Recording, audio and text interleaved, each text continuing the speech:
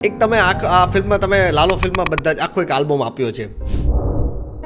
Even હું હમણાં સુરત આવ્યો, મારા ઘરે હતો તો કોઈક મોટા એમના લાઉડ સ્પીકર પર એમનું કશેક જતા હશે, કોઈક કારમાં કેવું, પેલી કારની સિસ્ટમમાં વિન્ડોઝ ખુલ્લી હશે કેવું કંઈ, ત્યારે મનોરંજન જેવું વાગતું હતું અને ફૂલ વોલ્યુમ. આ જેટલા સોંગ એવરગ્રીન છે, તો શું એ જ્યારે લખાઈ રહ્યા હોય ત્યારે પણ મહેનત એવરગ્રીન થઈ છે. એક મુકામ પછી એ સરળ લખવું ને કે મારું લખાયેલું હિન્દી સોંગ 50 વર્ષે પણ ઘરોમાં હશે. માળે મને લઈ જા એની વાત કરે છે, પ્લીઝ. પણ પેલું માડે મને લઈ જાય શુડ નોટ બી કે પછી પંખીઓની વાત ને એની વાત તેની વાત નહીં, વાત આપણી પણ મેટાફર આપણી. લાલો ફિલ્મમાં જેટલા સોંગ છે, તો શું પહેલા લિરિક્સ લખાણા કે પહેલા ટ્યુન બની હતી? 30 મિનિટ કે 40 મિનિટમાં મને કંઈક મરમર થયું. અને પહેલાં છે ને આનું જે અંતર વિશે વાત કરું કે પારેવા ઉડે દિશે મનડા તારે ન જાવું, એટલે મને પહેલી લાઈન મળી ગયેલી મારા મગજમાં કે ઝાલીને મનોરથ જીવતું. એવું થયું હતું કે સોંગ પછી મન થઈ ગયું હતું કે એકવાર હું દર્શન કરીને આવું દ્વારકા. પણ મારો કૃષ્ણ જ્યારે મારી સાથે હોય ને ત્યારે દ્વારકા જવાની જરૂર નહીં પડતી કે મંદિર જવાની જરૂર નહીં પડતી ઇન દેટ મેટર. એક best of the best film બનાવવા માટે કે લિરિક્સ લખવા માટે એક ડિરેક્ટરનું કેટલું ફ્રીડમ હોવું જરૂરી છે. ઓલમોસ્ટ મેં કીધું ને થ્રુઆઉટ ધ પ્રોસેસ અમે સેમ પેજ પર હતા અમે સૌ કોઈ. એ બહુ ટચવુડ, બહુ સારી ઘટના. ઓડિયન્સને કેવા ગીતો સાંભળવા છે? આથમ તો પોઢન તો સૂરજ હું, મારી સવાર સવાર છે ક્યાં.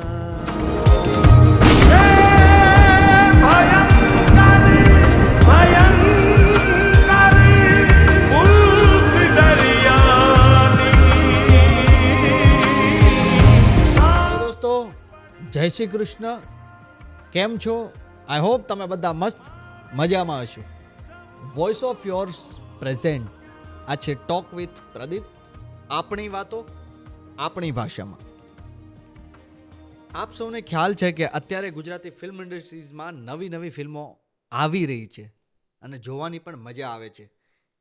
એની જ વચ્ચે એક એવી ફિલ્મ આવે છે જેનું નામ છે લાલો, જેમને હરેક ગુજરાતીએ દિલ ખોલીને વધાવી લીધી. ફિલ્મ જેટલી મસ્ત છે એટલા જ મસ્ત એમના સોંગ છે.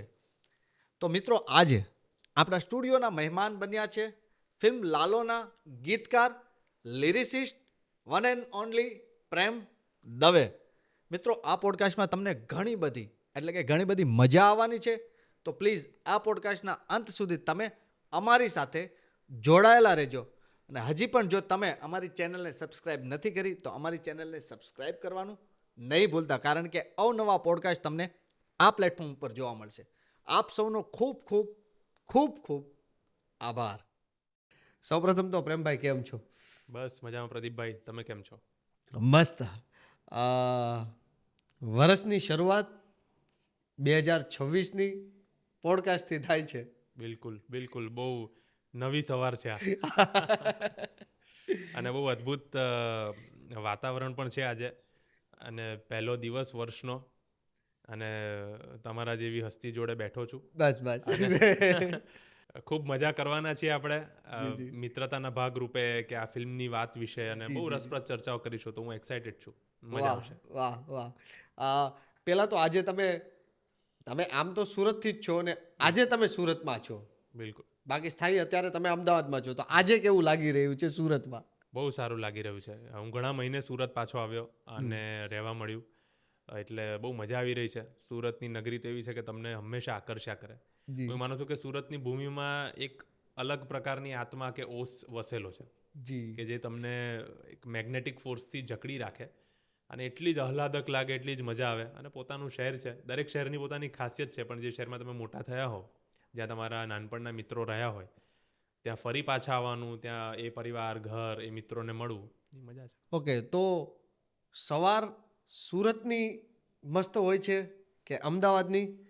રાત અમદાવાદની મસ્ત હોય છે કે સુરતની? મારા માટે અમદાવાદ કર્મભૂમિ છે, જી. એટલે મને એનાથી ખૂબ પ્રેમ.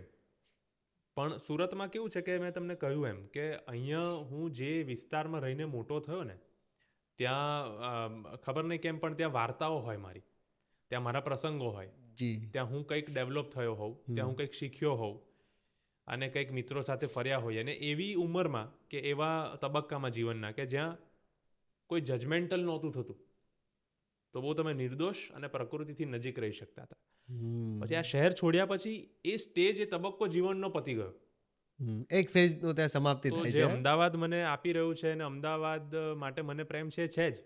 જી. અને એની સવાર અને એની રાત મને એટલી જ ગમે, કારણ કે ત્યાં હું અલગ મોડમાં જીવતો હોઉં.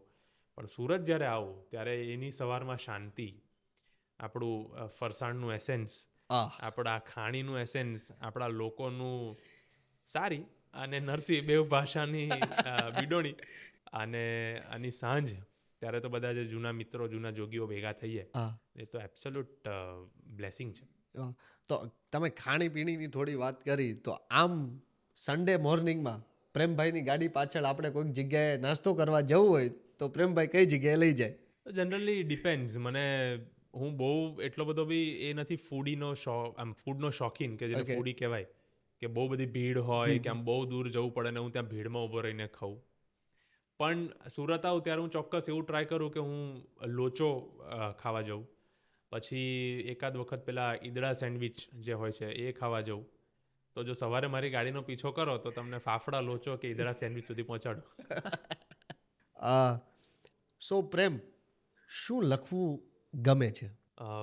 મારું એવું માનવું છે કે કયા મૂડમાં છું અને કયા ફેઝ ઓફ લાઈફમાં છું એ પ્રમાણે આ બધું ડિસાઇડ થતું હોય. પણ મને સૌથી વધારે લખવાનું ગમે જેમાં થોડુંક મેટાફર હોય, થોડીક સ્પિરિચ્યુઅલ વાત હોય, થોડીક ઊંડો એનો અર્થ થતો હોય કોઈ રીતે. મને ઉર્દુ સાહિત્ય ગમે, હિન્દી સાહિત્ય ગમે, ગુજરાતી સાહિત્ય ગમે, ત્રણેય ગમે. પણ આમ થોડુંક ક્લાસિક તરફ જો હું એને લઈ જઈ શકું, ક્લાસિક લિટરેચર જેને આપણે કહેતા, એની એસેન્સ લાવી શકું તો મને બહુ મજા આવે લખવાની. જો એ મને મળે અથવા હું લખી શકું તો મને ગમતો વિષય છે. એવું જ્યારે ફિલ્મ લાલોના જેટલા પણ સોંગ લખાઈ રહ્યા હતા ત્યારે પ્રેમ સાચું કહેજો, એવું પ્રિડિક્ટ કર્યું હતું કે આ સોંગ તો ચાલવાનું જ છે અને એ ના ચાલ્યું હોય અને બીજું પ્રોપર ચાલી ગયું, એવું થયું હતું ખરા? ના, બહુ સાચું કહું ને તો અમે લોકોએ એવું પ્રિડિક્ટ નહોતું કર્યું કે કયું સોંગ ચાલશે.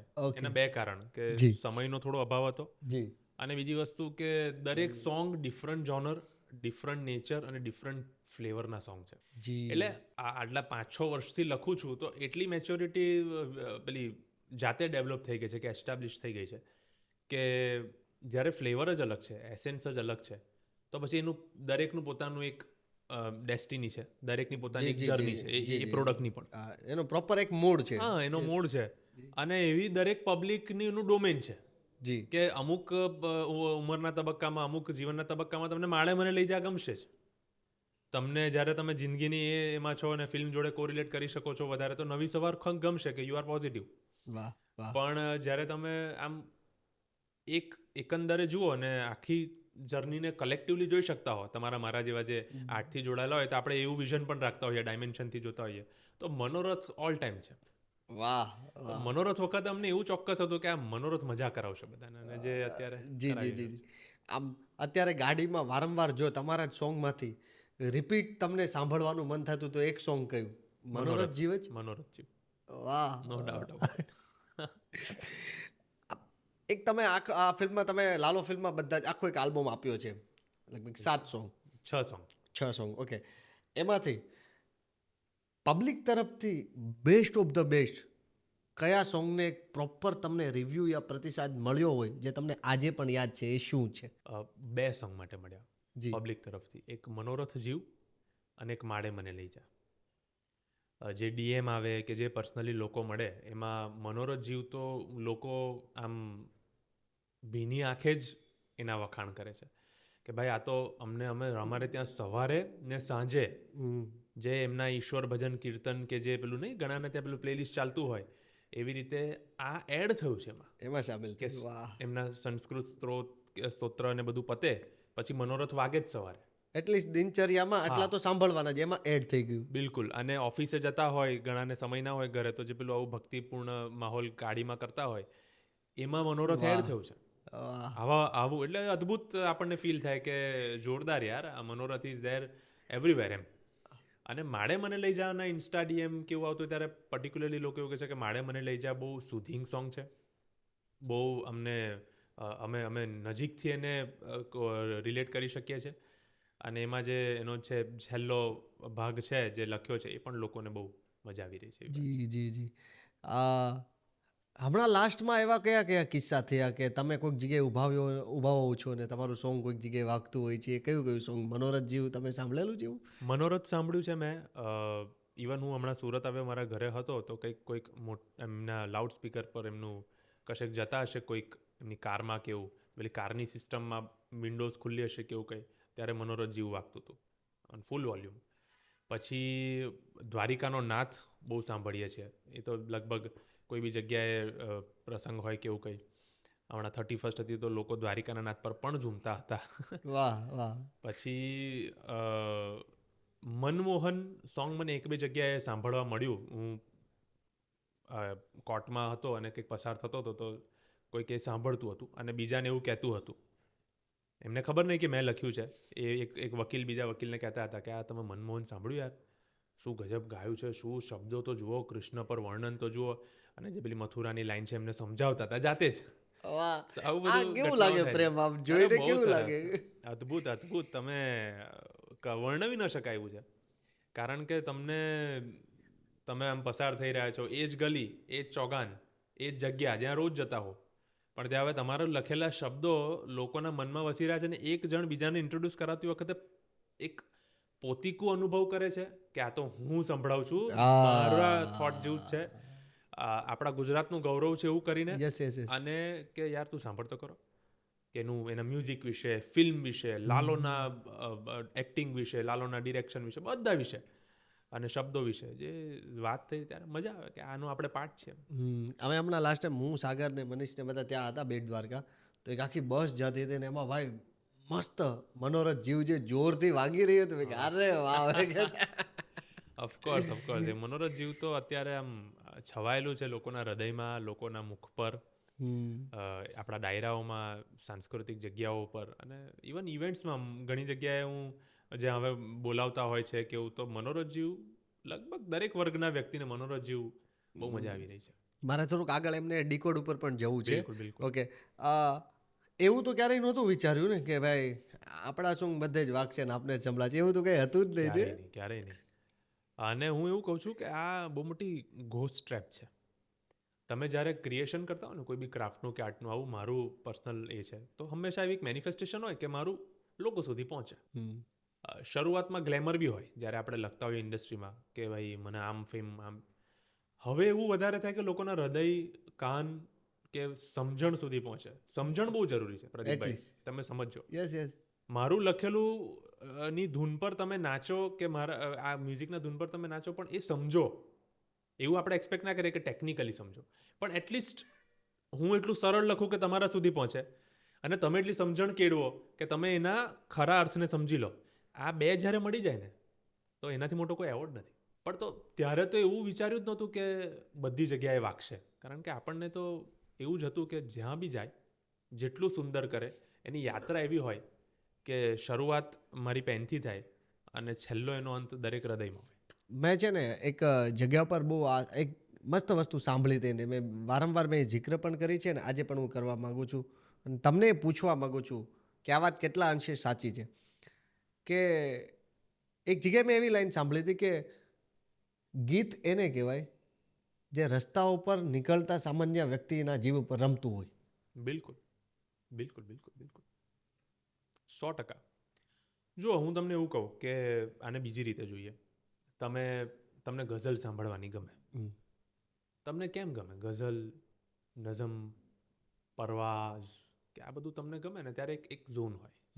જનરલી જે શાયરી લખાય તો ક્યાં તો ઇશ્ક, ક્યાં તો કોઈ આમ ગ્રીફ, દુઃખમાં એને પેલેટ હોય. પણ તમને ગમે કેમ ખબર છે? એ છે ને બહુ પીસફુલ હોય. એના જે એક સ્ટેન્ઝા હોય એ તમે કોરિલેટ કરી શકો. એવી રીતે ગીતનું કેવું છે કે જો માણસ, છેવાડાનો માનવી જતી વખતે એને મરમર કરી શકે, ગાઈ શકે, તો એ બેસી જાય, તો એ તમારું સફળતા છે. બહુ જ મેગ્નિફિસન્ટ અને સારામાં સારા સોંગ હોય ને એ એવરગ્રીન ન બનવાનું કારણ શું હોય કે એ ડિફિકલ્ટ હોય એક ગાવું. બીજું મ્યુઝિકલી અને બહુ જ સરસ સોંગ હોય. મારા જેવા આર્ટિસ્ટના પ્લેલિસ્ટમાં હોય જ. જી જી જી જી. પણ જ્યાં આપણે આમ અક્રોસ ધ બાર વાત કરીએ ને તો એવી વસ્તુ કે એના બીટ્સ હોય મ્યુઝિકલી, લિરિક્સમાં એની મીટર હોય, શબ્દની જે અર્થ હોય અને એના જે છંદ હોય કે અછાંદસ હોય તો એ રીતનું ફ્રેમ સ્ટ્રક્ચર હોય, તો એ એટલું સરળ હોય ને કે તમારામાં પ્રવેશી જાય. તો તમે કીધું એમ કે પેલો જતા જતા બી રસ્તા પર છે ને એને મરમર કરી શકે, રમતું હોય છે જબ કોઈ બાત બિગડ જાય. કોઈ પણ એનિવર્સરી હોય, કોઈ પણ લગ્ન હોય, અને અક્રોસ ઇન્ડિયા કે હવે ઇન્ડિયન્સ જ્યાં બહાર લગ્ન કરે છે, મારું એવું માનવું છે કે જ્યાં કપલ ડાન્સ હોય તો આ સોંગ આજે પણ વાગે છે. વાગે છે. એનાથી બહુ સારા ક્રિએશન્સ લિરિકલી કે મ્યુઝિકલી હશે હાલમાં પણ છે. યસ અને આવતા જ હોય છે, પણ આ એવરગ્રીન છે. તો એ ત્યારે હોય જ્યારે એ સરળ હોય, હ્યુમન ટેન્ડન્સી, સાયકોલોજી અને હૃદયના ભાવથી બહુ નજીક હોય. તો આ જેટલા સોંગ એવરગ્રીન છે, તો શું એ જ્યારે લખાઈ રહ્યા હોય ત્યારે પણ મહેનત એવરગ્રીન થઈ છે? 100%. તમે વિચાર તો કરો, મારું એવું માનવું છે, જેમ કે એક્ટિંગનું એક ઉદાહરણ લઈએ તો તમને હું સિનેમેટોગ્રાફી, ડિરેક્શન, સ્ટોરી, ડાયલોગ્સ અને બેકગ્રાઉન્ડ મ્યુઝિક અને શબ્દો, આ બધું જ્યારે તમારી જોડે હોય ને તમારે કોઈક એવો કેરેક્ટર કરો છો જે હટકે હોય, સાયકોપેથનો, કિલરનો, પોલીસ ઓફિસરનો, તો એ બધામાં બહુ બધું રોલ પ્લે કરતો હોય. પણ હું તમને હમણાં એવું કહું કે પ્રદીપભાઈને પ્રેમભાઈના જીવન છે અને એમની સવાર તમારે એક્ટ કરીને બતાવવાની, તમે નહીં કરી શકો. અચ્છા, પ્રદીપભાઈને પ્રેમભાઈ એમની સવાર એક્ટ કરવાની છે, નહીં કરી શકીએ. સરળતા છે ને એ ભજવવી બહુ અઘરી છે, અને કેમેરા સામે અઘરી છે, અને સરળ જીવનમાં રહેવું બી અઘરું છે. એક મુકામ પછી એ કેમેરા સામે જે સરળતા ભજવવી ને કે તમે જે છો એ બહુ અઘરી છે. એવું જ લિરિક્સમાં છે કે સરળ લખવું ને એક મુકામ પછી, જે એવરગ્રીન સોંગ્સ, જે લેજન્ડ જે લખ્યા છે બધા, જી એક મુકામ પછી એ સરળ લખવું ને કે મારું લખાયેલું હિન્દી સોંગ 50 વર્ષે પણ ઘરોમાં હશે, એ તમે વિચાર્યું થોડું હોય. પણ તમે એટલા સરળ થઈ જાઓ, એટલા મેચ્યોર થઈ જાઓ કે લોકોને શું જોઈએ છે, લોકોને નહીં વ્યાકરણમાં જવું, સમજો, લોકોને તમે એ બી પીરસો. કેમ? કારણ કે એ તમારા ક્રિએશન માટે છે, કે એ એક સેગમેન્ટ માટે છે, એ હોવું જ જોઈએ, નહીતર એની પ્રગતિ બી ઓછી થઈ જાય, એ પણ ખોટું છે. પણ જેમ એક માસની વાત છે, એક પબ્લિક એટ લાર્જની વાત છે, તો સરળતા બહુ જરૂરી છે. એ જે તત્વ છે, એનું જે એનું અંદરનું જે મૂડ છે, એટલું બધું વહેતું હોય. અને વહેતું પાણી છે ને એનો અવાજ મધુર હોય, બંધ પાણી તમને ગભરામણ આપે. તમે કૂવો જુઓ ને તો તમને ગભરામણ આપે, પણ તમે નદી જુઓ ને તો તમને મજા આવે. બાકી નદી ઊંડી છે, તમને તાણમાં ખેંચી લે. પણ તમે કૂવો જુઓ ને તો તમને, તળાવ જુઓ તો તમને એમ થાય કે અરે યાર. 100%. તો સરળતા જે છે ને, વહેતું હોય, જે વહી શકે તમારા મન, મગજમાં, હૃદયમાં, એ બહુ જરૂરી છે. વાહ. તો લાલો ફિલ્મના જેટલા સોંગ છે, તો શું પહેલા લિરિક્સ લખાણા કે પહેલા ટ્યુન બની હતી? મેજરલી પહેલાં ટ્યુન હતી, મીટર હતું. ઓકે. મનોરથને બાદ કરતા બાકી બધામાં ટ્યુનને મીટર હતું, અને વિથ માઇનર કરેક્શન એમાં લિરિક્સ લખાતા ગયા. પણ મનોરથ એવું છે કે એ આપણે જ્યારે ડીકોડ કરીશું ત્યારે એની ચર્ચા કરીશ કે પહેલા શબ્દ લખાયા પછી એનું મ્યુઝિક બન્યું. ઓકે, હવે મારે ધીરે ધીરે એની જ ઉપર આવું છે. જી, ફિલ્મ લાલોનું મેન હાર્ટ સોંગ કહી શકાય કે મનોરથ જીવ. બિલકુલ. બરાબર. તો આ સોંગની જર્ની વિશે જણાવો, અને તમારા મુખથી જ એક અંતરાનો આખું તમે ડીકોડ કરીને સમજાવો પ્લીઝ. બિલકુલ. મનોરથ જીવ વિશે જ્યારે અમે ચર્ચા કરતા હતા, મ્યુઝિક કમ્પોઝર સ્મિત જઈ, ડિરેક્ટર અંકિતભાઈ, ત્યારે અમે એક પેજ પર હતા કે કંઈક એવું આપવું છે જે સ્પિરિચ્યુઅલ હોય, એમાં મેટાફર હોય, જિંદગીનો અર્થ હોય. યસ. અને તમારે લખો, આવું મને બેઉ તરફથી છૂટ હતી કે આમાં ડિમાન્ડ નથી, પણ કંઈક કરવું છે. તમે માનશો નહીં કે એવી ઘટના કે આમાં વિથ ગોડ્સ ગ્રેસ હું બસ આમ પેન પેપર લઈને બેઠો અને મને હું વિચારતો હતો કે શું લખું. મને તમે પ્લીઝ કહેજો કે જગ્યા કઈ હતી. હવે મને બી એક્ઝેક્ટલી યાદ નથી, કારણ કે મારું ટ્રાવેલિંગ બહુ હોય છે મારા પ્રોફેશનને લીધે, પણ લગભગ સુરત જ હતું મને ખ્યાલ છે ત્યાં સુધી. મને હવે પાક્કું યાદ નથી એ જગ્યા વિશે. ઓકે. પણ હું આમ જસ્ટ આની વાત થઈ કે આવું કંઈક કરવું છે, અને 30 મિનિટ કે 40 મિનિટમાં મને કંઈક મરમર થયું. અને પહેલાં છે ને આનું જે અંતર વિશે વાત કરું કે પારેવા ઉડે દિશે મનડા તારે ન જાવું, એટલે મને પહેલી લાઈન મળી ગયેલી મારા મગજમાં કે ઝાલીને મનોરથ જીવતું પેલું માલી રે માયાને જીવતું, અધીરુને વ્યાકુળ થઈને પામે રે કશું નહીં જીવતું. આ મને બહુ હું કન્વિન્સ હતો કે આ મને કંઈક ગમી જશે, પણ એમાં અધીરુને વ્યાકુળ લાઈન મને એટલે આ એટલી વસ્તુ તરત જ આવી ગઈ હતી કે આવું આ હોઈ શકે એવું. ઝાલીને મનોરથ જીવતું વોઝ નેચરલ સ્ફૂર્ણા, કે સ્ફૂરી જ ગઈ. કીધું તમને હા. અને કેટલા કલાકે કે કેટલી મિનિટમાં આટલા શબ્દ તો આવી જ ગયા છે. 30-40 મિનિટ. શું વાત કરું.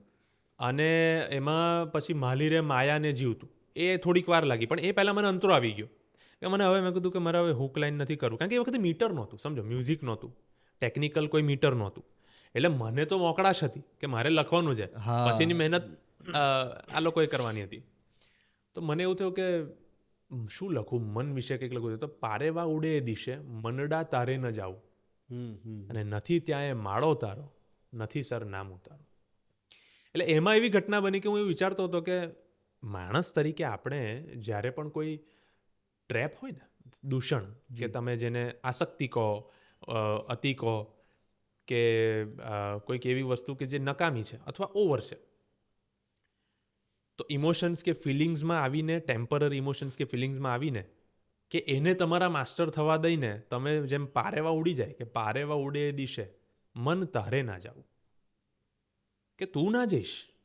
પારેવાને તો બી ત્યાં છે, એની યાત્રા છે, એનું કામ છે, એને એનું માઇગ્રેશન છે, અને ત્યાં એને એનું હશે ડેસ્ટિનેશન.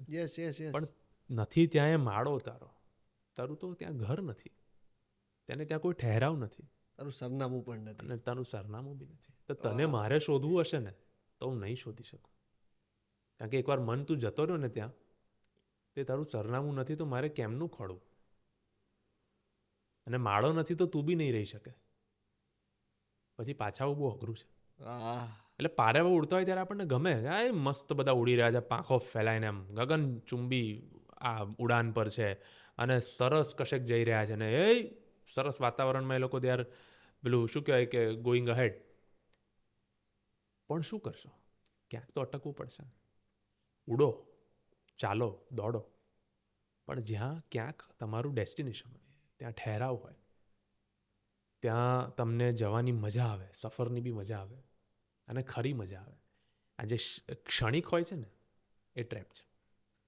એટલે પછી એમાં આગળ લાઈન જાતે જ આવી કે બાકી તો બધું એ ખોટું, એક તારો માર્ગ હાચો. કે પછી હવે વાત છે અહીંયા એવી ધાર્મિક વાત નથી, અહીંયા આધ્યાત્મિક વાત છે, પરમાત્માની વાત છે, પરમપિતા પરમેશ્વરની વાત છે. સીધું જ કનેક્શન, સીધું. જે એનર્જી હોય, માની લો કુદરત છે, પંચમહાભૂત છે, જી એનું જે પેલું કહે ને કે ન્યુક્લિયસમાં જે ક્વાર્ક્સ ને મેઝોક્સ હોય ને એની વાત છે. પરમાણુના કેન્દ્રનું બી અંદર રહેલું તત્વ, શિવશક્તિની વાત છે, સમજી લો, પ્રાણને પ્રકૃતિ સ્વરૂપે.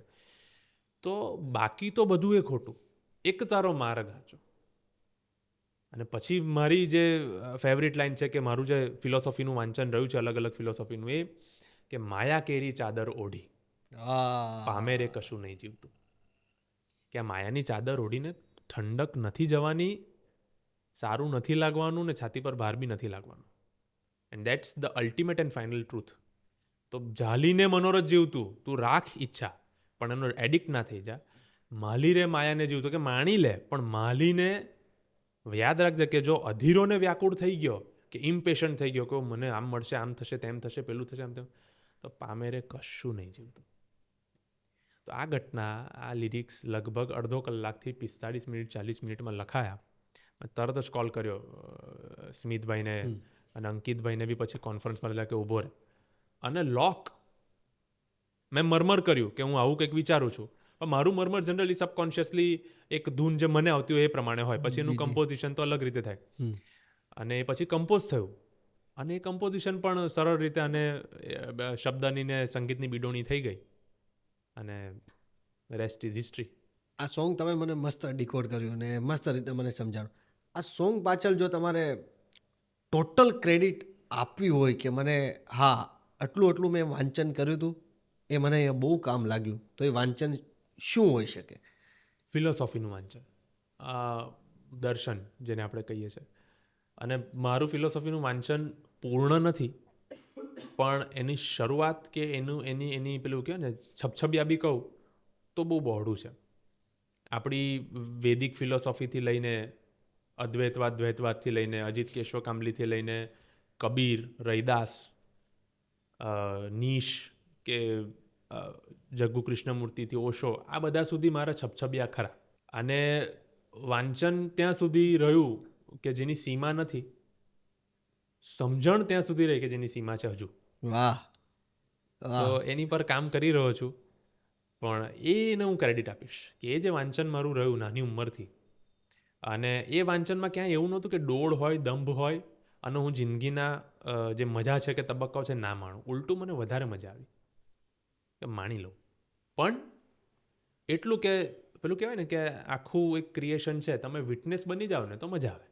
પ્રયત્ન આપણે બધા કરી રહ્યા છીએ, પણ તમે વિટનેસ બની જાઓ તો કંઈ વાંધો જ નહીં ને, કે હું આ છું જ નહીં, મારી સાથે જે થઈ રહ્યું છે કે હું જે કરી રહ્યો છું હું વિટનેસ છું, એક સાક્ષી છું.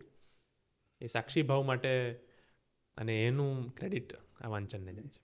આખા સોંગમાંથી એવા કોઈ શબ્દ હતા કે જે પર્યાય શબ્દ શોધવા માટે થોડીક મુશ્કેલી થઈ હતી, એવા કોઈ શબ્દ? મનોરથમાં એક પણ નહીં. નહીં. મનોરથ બહુ જ નેચરલ ઘટના છે. હા, ઓપ્શન આપ્યા મેં કે જેમ કે હવે એક તારો માર્ગ સાચો, તો મેં માર્ગની સાથે સ્લેશ કરી રાખેલું કે આતમ સાચો. પછી અધીરોને વ્યાકુળમાં પણ એક ઓપ્શન આપ્યો હતો. ઓપ્શન આપેલા બે ત્રણ ઓપ્શન અમુક જગ્યાએ આપ્યા હતા.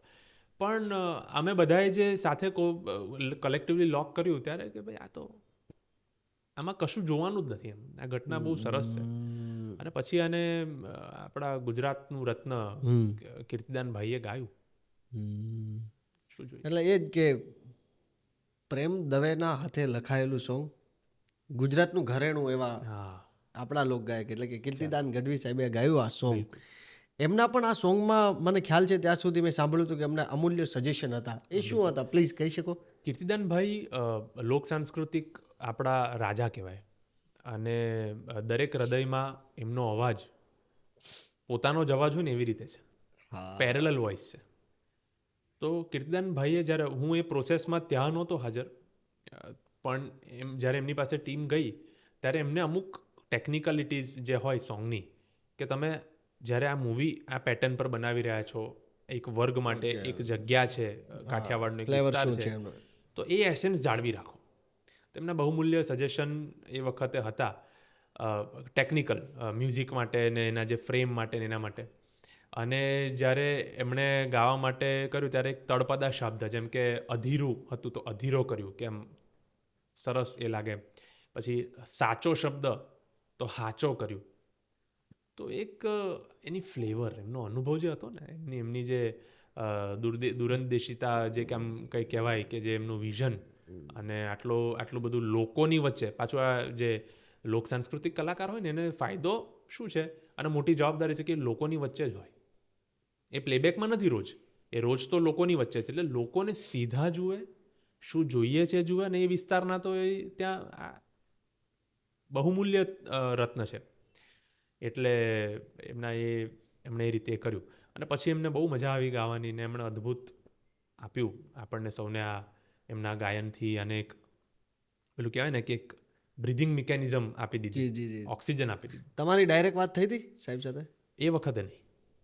જ્યારે એનું હિન્દી મેકિંગ થતું હતું ત્યારે હું એમને મળ્યો, અને ત્યારે એમણે મને કીધું કે ભાઈ બહુ અદ્ભુત લખ્યું છે તમે પ્રેમભાઈ, અને પેલું કહેવાય ને કે તમે રત્ન આપ્યું છે, આવું કંઈક એમણે મને, હવે એક્ઝેક્ટ મને શબ્દ યાદ નથી, પણ દેટ્સ વોટ હી મેન્ટ. અને એમને બહુ ગમ્યું, મજા આવી. હિન્દી જ્યારે આનું લખ્યું, હિન્દી વર્ઝન માટે આનું રિઝેમ્બલન્સ અમારે ગુજરાતીની નજીક જ રાખવું હતું, એ શબ્દમાં બી મજા આવી. એ વખતે બી એમણે કહ્યું કે આપણે આવું કરીએ તો, એટલા નિખાલસ માણસ, એટલા હમ્બલ વ્યક્તિ. તો પછી એ જ વખતે ચર્ચા થઈ, બેઠા, અને ટેકનિકલી પછી મેં એમને કીધું કે આવું કરીએ તો કે ના તો બરાબર છે. અને એમણે જે કીધું એમાં કલેક્ટિવલી અમે ચર્ચા કરી, અમે બધા બેઠા હતા ત્યારે, અને એ પ્રમાણે અમે એને ઇમ્પ્લાય કર્યું. એ પણ સરસ, એ પણ તમને બધાને માણવા જલ્દી મળશે. જી બહુ મજા. વાહ. બહુ જલ્દી જ આપને પ્રેમભાઈના હિન્દી આ બધા લિરિક્સ આપણે ફરીવાર સાંભળવા મળશે, અને આપણે મંત્રમુગ્ધ થવાના જ છીએ. બિલકુલ, બહુ મજા આવશે.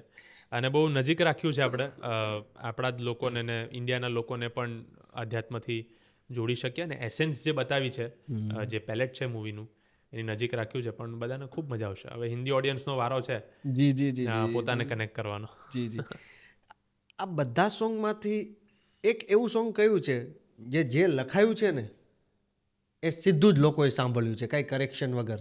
એ મનોરથ જીવ કહી શકું? મનોરથ જીવ. ઓકે. આમાં આ મેં કીધું એમ આવા ખૂબ જ માઇનર અને એકાદ બે આવા જેને કહેવાય ને કે મોલ્ડિંગ એફર્ટ્સ સિવાય કશું કરવું નથી પડ્યું.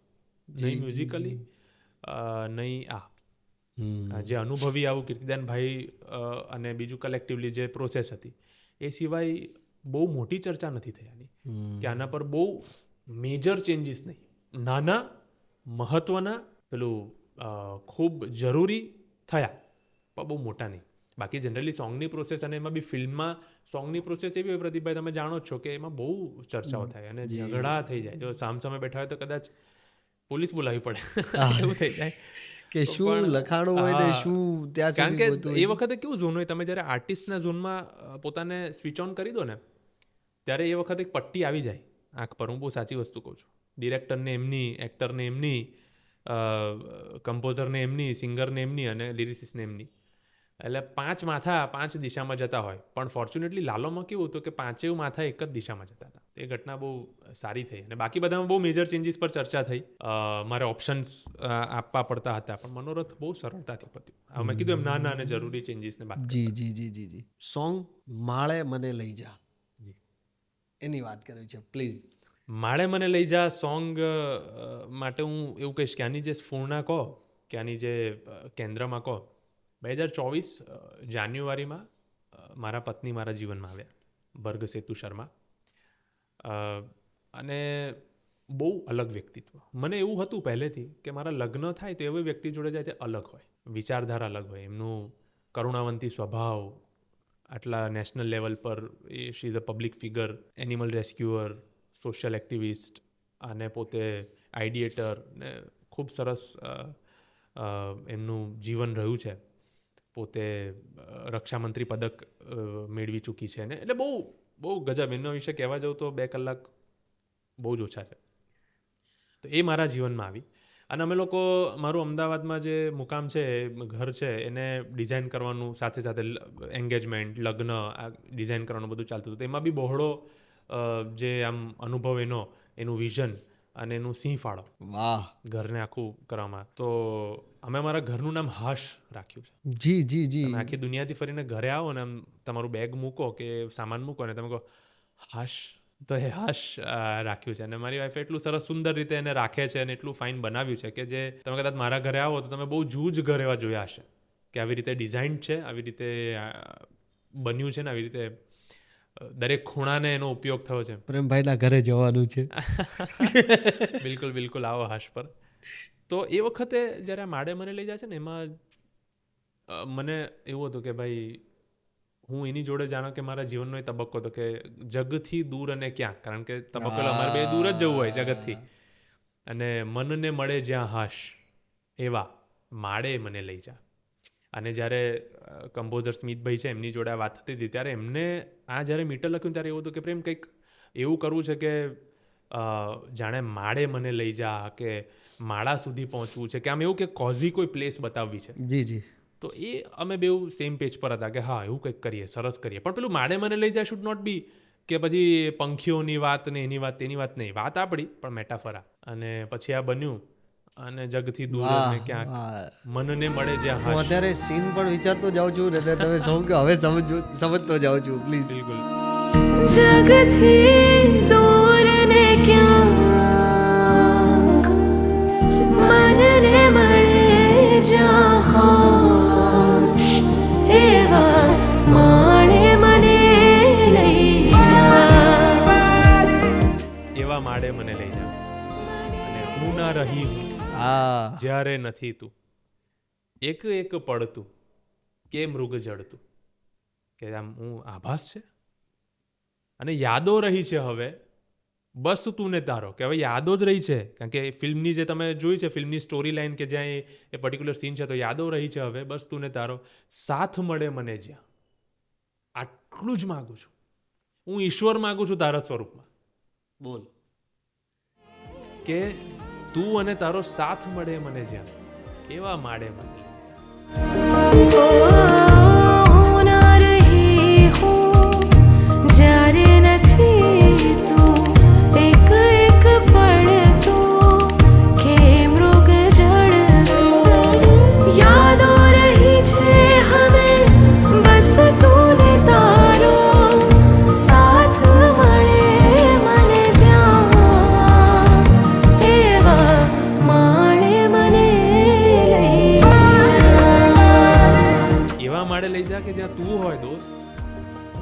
કે પતિ પત્ની છે ને બહુ પરમ મિત્રો હોય ને તો બહુ મજા આવે. ટેગ ના હોવો જોઈએ હું પતિ છું હું પત્ની છું, ટેગ નહીં, તો રિલેશન છે. પ્રકૃતિએ તમને એક જોડાણ માટે બનાવ્યા છે. એટલે એ સંબંધનું સ્પેસિફિક નામ ના હોય. ના, હું નથી માનતો. માની લો ચલો લગ્નની ઇન્સ્ટિટ્યુશન નથી, તમે સાથે રહો છો, તો 7 ફેરા તો માનસિક છે ને, એકબીજા માટે કંઈક કરવું તો આધ્યાત્મિક છે ને. અને એમાં શીખતા રહેવું પ્રોસેસ છે. હવે ગાળ ખાઈને શીખો, ઝઘડો કરીને શીખો, પ્રેમથી શીખો, સમજણથી શીખો કે તબક્કાવાર શીખો, પણ એ પ્રોસેસ છે. અને હું એવું માનું છું કે 4 પાયા છે એના: understanding, good understanding, better understanding અને બેસ્ટ અન્ડરસ્ટેન્ડિંગ.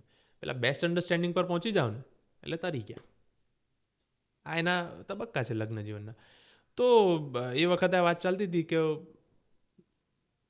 હું એ ઝોનમાં હતો અને વાત કરતા હતા માડે મને લઈ જવાનું. પછી એવું થયું કે એમાં છેલ્લે કંઈક લખવું હતું, કે અમારી ટીમમાં ચર્ચા થઈ જ્યારે કોન્ફરન્સ કોલ પર કે છેલ્લે આમાં કંઈક આપવું છે કે જે મજા આવી જાય. તો એમાં જે મેલ કેરેક્ટર કરણભાઈની આમાં જે બતાવ્યું છે લાલોનું સ્ટોરી લાઈનમાં, તેની જે દશા છે ને બહુ ખરાબ છે. એક દૂષણમાં છે, ટ્રેપમાં છે, એક લૂપમાં છે. તો કે આથમ તો પોઢન તો સૂરજ, મારી સવાર સવાર છે.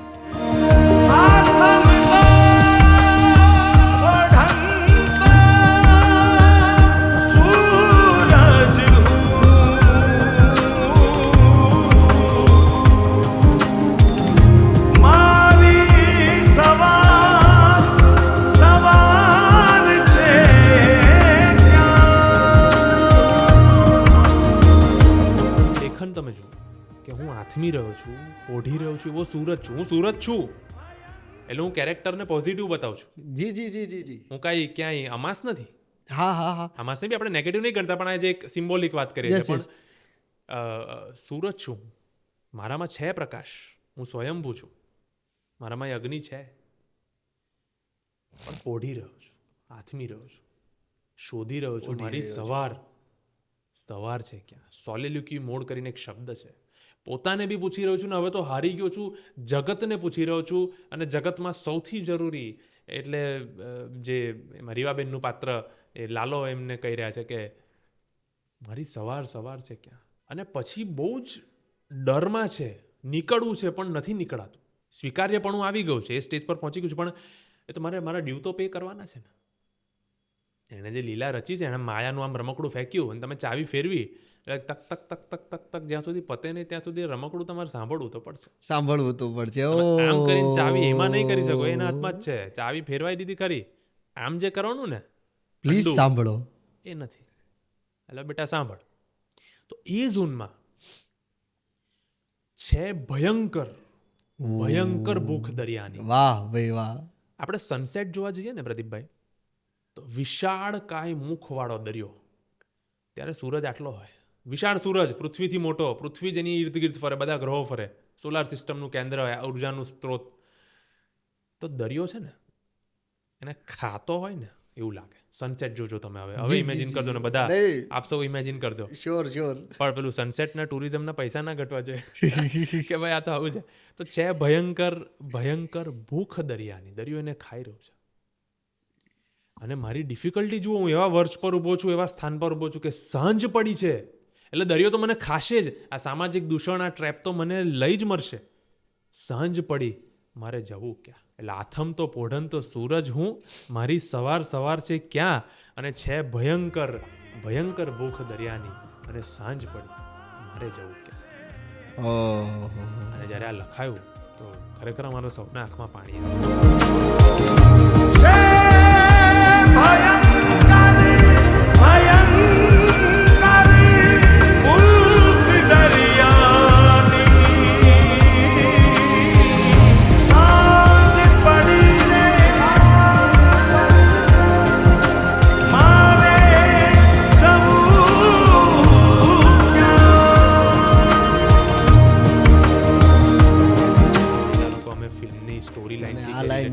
મારથી વધારે રિલેટેડ તો આ લોકો સૌ હતા. Team, director, actor, music composer. તો બધાને બહુ મજા આવી કે યાર શું ગજબ છે ભાઈ. આ લાઈન જ્યારે લખાઈ રહી હતી તો પ્રેમ સાચે જ આમ તમે કયા સ્ટેટસ ઉપર ઊભા રહીને આ બધું વિચારી રહ્યા હતા? આમાં છે ને મેં અંત સુધી તો તમને કીધું કે મારી પોતાની તબક્કો સરસ ચાલી રહ્યો હતો, એટલે હું આમાં બહુ જેટલું પોઝિટિવ છે એનું ત્યાં સુધી તો પહોંચી ગયા જે ચાલી રહ્યું હતું. પણ આ લખતી વખતે મને જ્યારે સ્ટોરી લાઈન થોડી સમજાવીને હું પોતે મનોમંથન કરતો હતો તો આ લખાયું ને પછી મેં પહેલી લાઈન જ્યારે લખી કે આથમ તો પોઢન તો સૂરજ હું મારી સવાર સવાર છે ક્યાં, પછી કંઈ મને મળતું નહોતું કે હું શું લખું. જી જી. તો હું ઇમેજિન કરતો હતો કે આ સૂરજને લગતું શું શું હોઈ શકે. તો ચલો આથમ તો છે તો એની ઘટના કેવી, તો દરિયો યાદ આવ્યો. અને દરિયાને રાક્ષસી બતાવો તો મારે મેટાફર છે, દૂષણને મારે બતાવતું એ ફેઝ, જીવનના ફેઝને મારે રાક્ષસી બહુ બતાવો. મોટું મેટાફર. હા, તો કે છે ભયંકર ભયંકર ભૂખ દરિયાની. અને આમાં તમે જુઓ સવાર 2 વાર, ભયંકર 2 વાર, એટલે અમે એ ડોમિનન્સ બતાવી રહ્યા છે, એને એનું ઇમ્પોર્ટન્સ બતાવી રહ્યા છે કે હું સવાર શોધી રહ્યો છું દોસ્ત. ભાઈ સવાર એટલે એવું થોડું કે મોર્નિંગ. પોઝિટિવિટી, પાછા આવવું છે. યસ, વિચારોની સવાર. અને ભયંકર ભૂખ દરિયાની. સાંજ પડી ક્યાં જવાનું આ ટ્રેપમાંથી. તો મને કોક કાઢો ડાયલોગ પણ છે એવું છે. અને આ જ્યારે લખાયું પછી તો કે આ કોણ ગાય, તો બધાની એક જ કીર્તિદાનભાઈ. અને કેવું ગજબ ગાયું છે જુઓ. અને અમે હિન્દીમાં પણ ઓલમોસ્ટ રિઝેમ્બલન્સ રાખવા માટે અને રાખ્યું છે કે ના આ તો આ પ્રાકૃતિક. આપણે અત્યારે જ એક રિક્વેસ્ટ પ્રેમભાઈને કરીએ છીએ. પ્રેમભાઈ, ખ્યાલ છે કે તમે સુરતમાં સિંગિંગના ક્લાસમાં પણ હતા અને આ લાઈન પ્લીઝ તમારી પાસે તમારા મોઢેથી મારે સાંભળવી છે. પ્લીઝ તમે ગાઈને સંભળાવો. પણ હું બહુ વાંધો નહીં ડફોડ વિદ્યાર્થી હતો. પ્લીઝ પ્રેમભાઈ. પણ એમાં એવું છે કે આથમ તો પોઢન તો સૂરજ હું મારી સવાર સવાર છે ક્યાં. વાહ. છે ભયંકર ભયંકર ભૂખ દરિયાની. સાંજ પડી રે મારે જવું ક્યાં. વાહ વાહ વાહ વાહ, ક્યાં વાત હે, ક્યાં વાત હે. Thank you. આવું મને આખા સંગીતના તાલીમ દરમિયાન કોઈએ નહીં કીધું.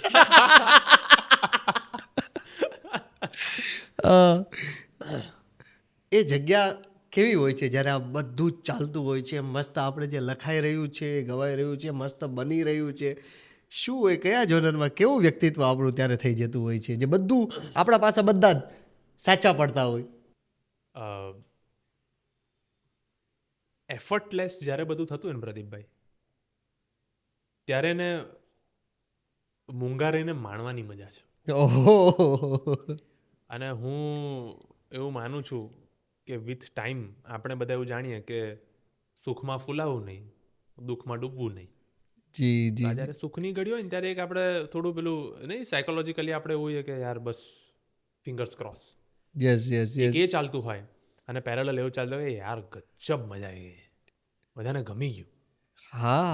જે સબ્જેક્ટ મેટર હતી એને અનુરૂપ લખ્યું. ને એટલે અહીંયા કોઈ ઘમંડની વાત નથી, પ્રાઉડની વાત હા છે. બિલકુલ.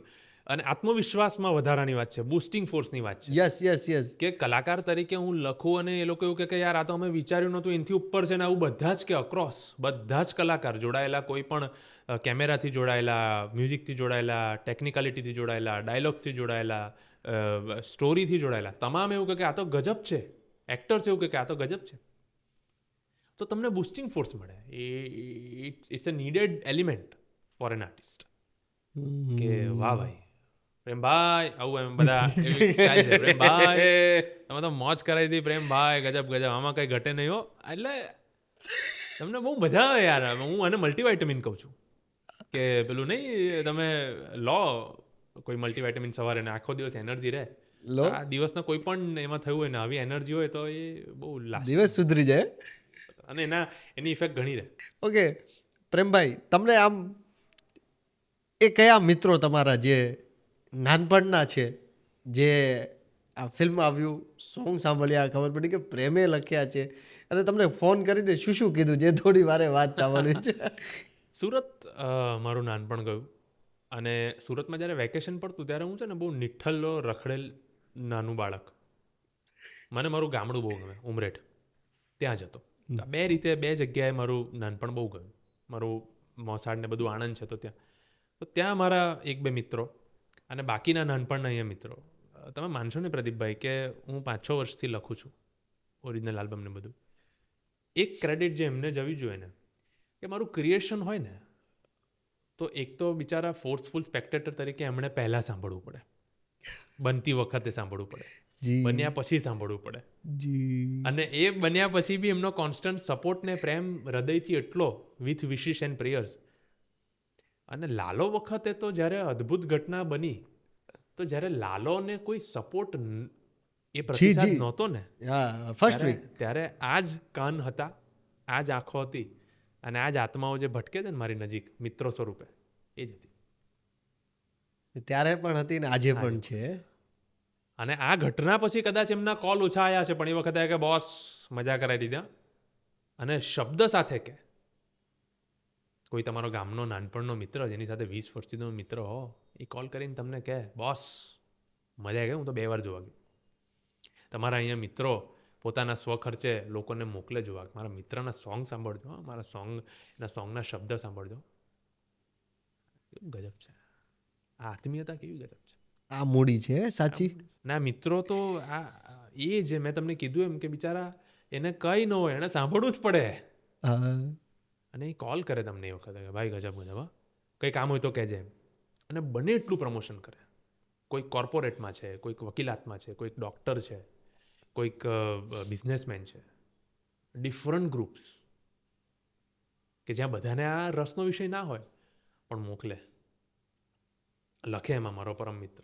કેમ કે આપણે એમ જોયું તો આપણે એપ્રિશિએટ તો બધા જ લોકો કરતા હોય એ છે. લોકોની પ્રશંસાના શબ્દો ના હોય પ્રદીપભાઈ. એક્ઝેક્ટ. તમને તમારો સાચો મિત્ર હતો કે પ્રદીપ યાર તું જે રીતે વાત કરે છે ને, યાર તું જે પોડકાસ્ટમાં ભાઈ તે પેલું જે વાક્ય લીધું ને આમ કરીને બસ મજા આવી ગઈ.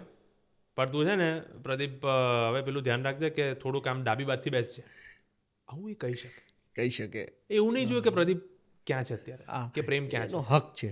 અને લાગણી એવી કે મારો ભાઈબંધ છે ભાઈ, એમ 10 જગ્યાએ એવું કહે, આપણી સામે એવી બધી પેલી માખણ દુકાન ના ખોલે. હા. અને એક વસ્તુ છે કે એનો હક પણ છે ને એને હક જતાવવો પણ જોઈએ. એ તમને એવું કહે ને જ્યારે એનો એક શબ્દ આવે ને કે ભાઈ બહુ જ ફાઇન, બહુ મજા આવી, મજાક બી ઉડાવે. એવું બધા શું કહેવાય કે હાસ્યાસ્પદ પણ રીતે કોઈક લિરિક્સના સાથે મને જોડીને કહે કે અચ્છા એમ આમ તેમ આવું. પણ એનો ભાવ, અચ્છા એમ પ્રેમ. હા માડે જવું છે એમ. એટલે એ પણ હું એવું માનું છું કે આ બધું અવર્ણનીય છે યાર, અને બહુ મજા આવે. તમે તમારા મિત્ર તમને લાલો માટે ભેટે ને તો હું માનું છું કે ઉર્જાનું ટ્રાન્સફર થઈ રહ્યું છે. શબ્દ ના હોય ત્યાં અવકાશમાં અદ્ભુત અહેસાસ છે. જી. આજ સુધીમાં ટોટલ કેટલી વાર જોઈ લાલો? મેં એક જ વાર જોઈ છે હજુ સુધી. પારિવારિક સામાજિક વ્યસ્તતા, પ્રોફેશનલ વ્યસ્તતાને કારણે એક જ વાર જોઈ શક્યો છું, અને એ અદ્ભુત ઘટના રહી છે. ક્યારેક એવું થતું હોય છે કે એ કવિ, એ લેખક, એ લિરિસિસ્ટ, એમને જે સમજ પોતાને પડતી હોય છે એ એમને લિરિક્સમાં એમને દેવા જ છે, કે એમની મોટી સમજ છે, કે જેટલું પણ એમનો વિચારધારા છે, કે જેટલું એમને જ્ઞાન છે. પણ ક્યારેક એવું થાય છે કે એ બધું જ્ઞાન એ શબ્દ સુધી કે શબ્દમાં નથી પહોંચી શકતું. તો એ વચ્ચે કઈ અડચણરૂપ એ કઈ બાધા હોય છે કે જે નથી, એમને જ્ઞાન છે કે આ આપવું છે, મારે આપવું છે આ ટાઈપનું, એ હું ક્લિયર છું, પણ છતાં પણ ત્યાં સુધી પહોંચી નથી શકતા. આમાં કેવું છે, 2 છે. એક દરેક વ્યક્તિની ટેન્ડન્સી, સાયકોલોજી, આઈડિયોલોજી અને એની સિસ્ટમ, ઇન્ટરનલ સિસ્ટમ, એને કોઈક એક જોનર, કોઈક એક વિષય વસ્તુ બહુ સારી રીતે સમજણ પડે, કોઈકને 2-3 પડે, કોઈકને બધી પડે, બહુ જૂજ હોય. પણ જ્યારે મેટાફરિક કે આવું સ્પિરિચ્યુઅલ રીલમાં તમે લખતા હો ને તો પ્રદીપભાઈ બહુ વાસ્ટ ફિલ્ડ છે. એટલે એ છે ને પછી મેટર ઓફ ઇન્ટરપ્રિટેશન થઈ જાય. મારા લિરિક્સનું અર્થઘટન તમે તમારી રીતે કરો ને મારાથી અલગ હોય ને તો પણ એ સાચું હોઈ શકે છે. સમજો, આ બહુ મોટી વાત કરું છું. અહીંયા આપણા જે દર્શકો છે, જે શ્રોતાગણ છે, એમાં બેઠેલું કોઈક પારેવા ઓડે દિશેને કોઈક બીજી રીતે બી લઈ શકે. બેઝ સેમ રહેશે, જી જી જી કેન્દ્ર સેમ રહેશે, તો એ બહુ વાસ્ટ છે. તો આમાં અડચણ કરતા હું માનું છું કે બ્રિજ બને ને એ બહુ જરૂરી છે. પછી એમાં એવું થાય કે કોઈકને કે ભાઈ આ તમે કેમ લખ્યું, તો જેમ હવે તમારા જેવા મિત્રો હોય તો એમના માધ્યમ થ્રુ અમે અમારું જે વિચારસરણી છે કે જે કલ્પના શક્તિ હતી, કે જે એની પાછળનો બેઝ હતો, કે ડિમાન્ડ હતું, જી જી જી જી જી એ કહી શકીએ. પણ બધાના પોતાના મેટાફરિક ઝોનમાં તો ઇન્ટરપ્રિટેશન હોઈ શકે, સબ્જેક્ટિવ, અને એ બહુ નજીક હોય એના જે જે જે ફોર્સથી બન્યું છે, કે જે વિચારથી બન્યું છે. મેન જ્યારે એક આખો આલ્બમ હોય છે, કોઈ પણ ફિલ્મનો તમને આખો આલ્બમ, બધા જ આલ્બમ તમને મેન કે બધા જ સોંગ તમને લખવા આપતા હોય છે, તેમાંથી જ્યારે થીમ સોંગ લખવાનું હોય છે, તો થીમ સોંગ લખવા પાછળની પ્રોસેસ શું હોય છે? આમાં કેવું થયું કે કૃષ્ણ ભગવાનને કેન્દ્રમાં રાખીને મૂવી હતું, જી, એટલે કૃષ્ણ થીમ જે સોંગ હતું એમાં એવું હતું કે સંસ્કૃત વર્સિસ આપણે લેવાતા, સંસ્કૃત શ્લોક લેવાતા. તમે જે બેકગ્રાઉન્ડ તમે સાંભળ્યું છે એનું જે થીમ મ્યુઝિક છે, તો એ વખતે તો નક્કી હતું, એટલે એના ખાલી અરેન્જમેન્ટ કરવાના હતા મારે, કે ભાઈ આ શ્લોક જોઈ લો ને એકવાર, આ શ્લોક બેસે છે, આ શ્લોક જોડે આ શ્લોક, એમ કરીને એ થયું. પણ પછી એમાં ગુજરાતી વર્ડ્સ લખવા હતા. તો હવે પહેલો જ વિચાર એવો આવ્યો કે ભાઈ મને ને કમ્પોઝરને કે પંચમહાભૂતથી વિશેષ શું હોય? તો આભતું, નીરતું, અગ્નિતું, વાયુતું, સૃષ્ટિતું, સર્જનતું, એ આખું લખ્યું, એવી રીતે ગવાયું, અને દિવ્યકુમાર એ ગાયું બહુ સુંદર રીતે, બહુ એનર્જેટિક વેમાં, અને સરસ ઘટના થઈ ગઈ.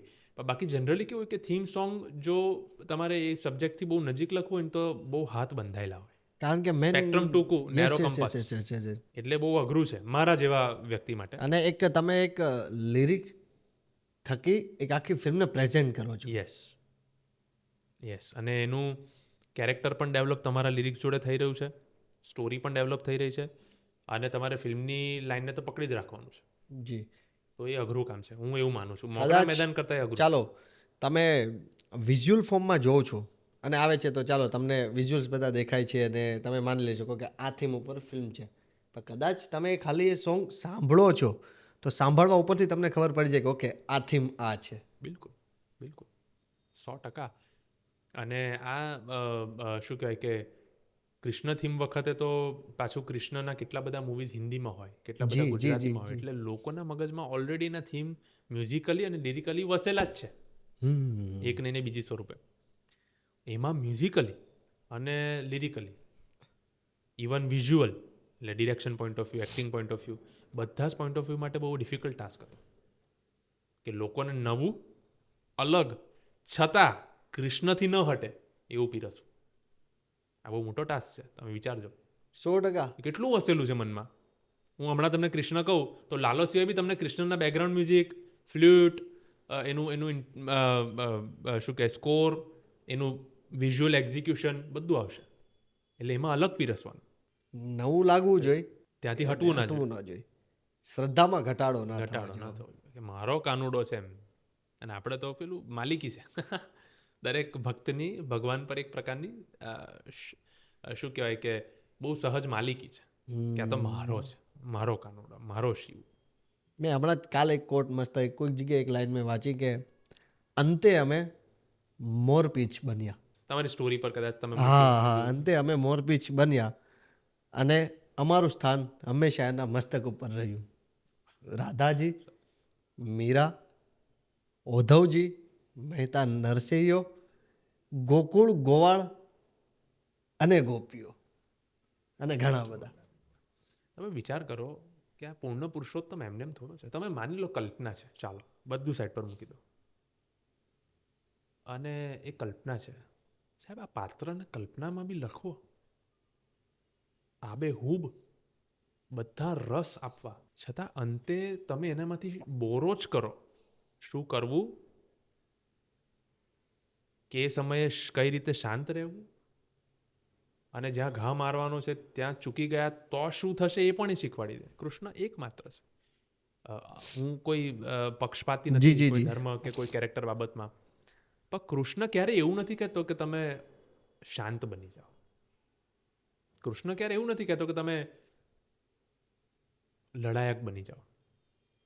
કૃષ્ણ કહે છે ઇક્વિલિબ્રિયમ.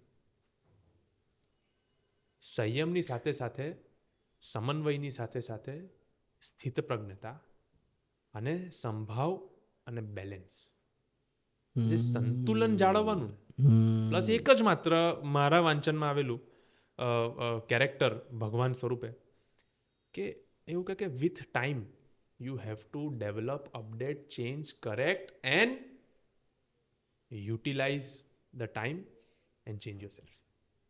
તબક્કાઓ વાઇઝ હું 200 વર્ષ પહેલા જંગલ હતા વધારે તો તીર કામઠા લઈને ફરતો હતો. તો અત્યારે તીર કામઠા લઈને ફરું, પણ અત્યારે હું કોઈ એવા એરિયામાંથી જતો હોઉં ને મારા સેલ્ફ ડિફેન્સમાં બંદૂક રાખો, તો હવે એવું આવ્યું કે લેસર રાખો, ફાયર ગન રાખો, તો એ ક્રીચરને પણ નુકસાન ન થાય, તમારો પણ સ્વરક્ષણ થાય. તો શું તમે તીર કામઠા પર જ રહેશો કે જૂનું એટલે સાચું? એવું કૃષ્ણએ નથી કીધું. આ એક આપણે ત્યાં બહુ સમાજમાં દુઃખદ ઘટના છે.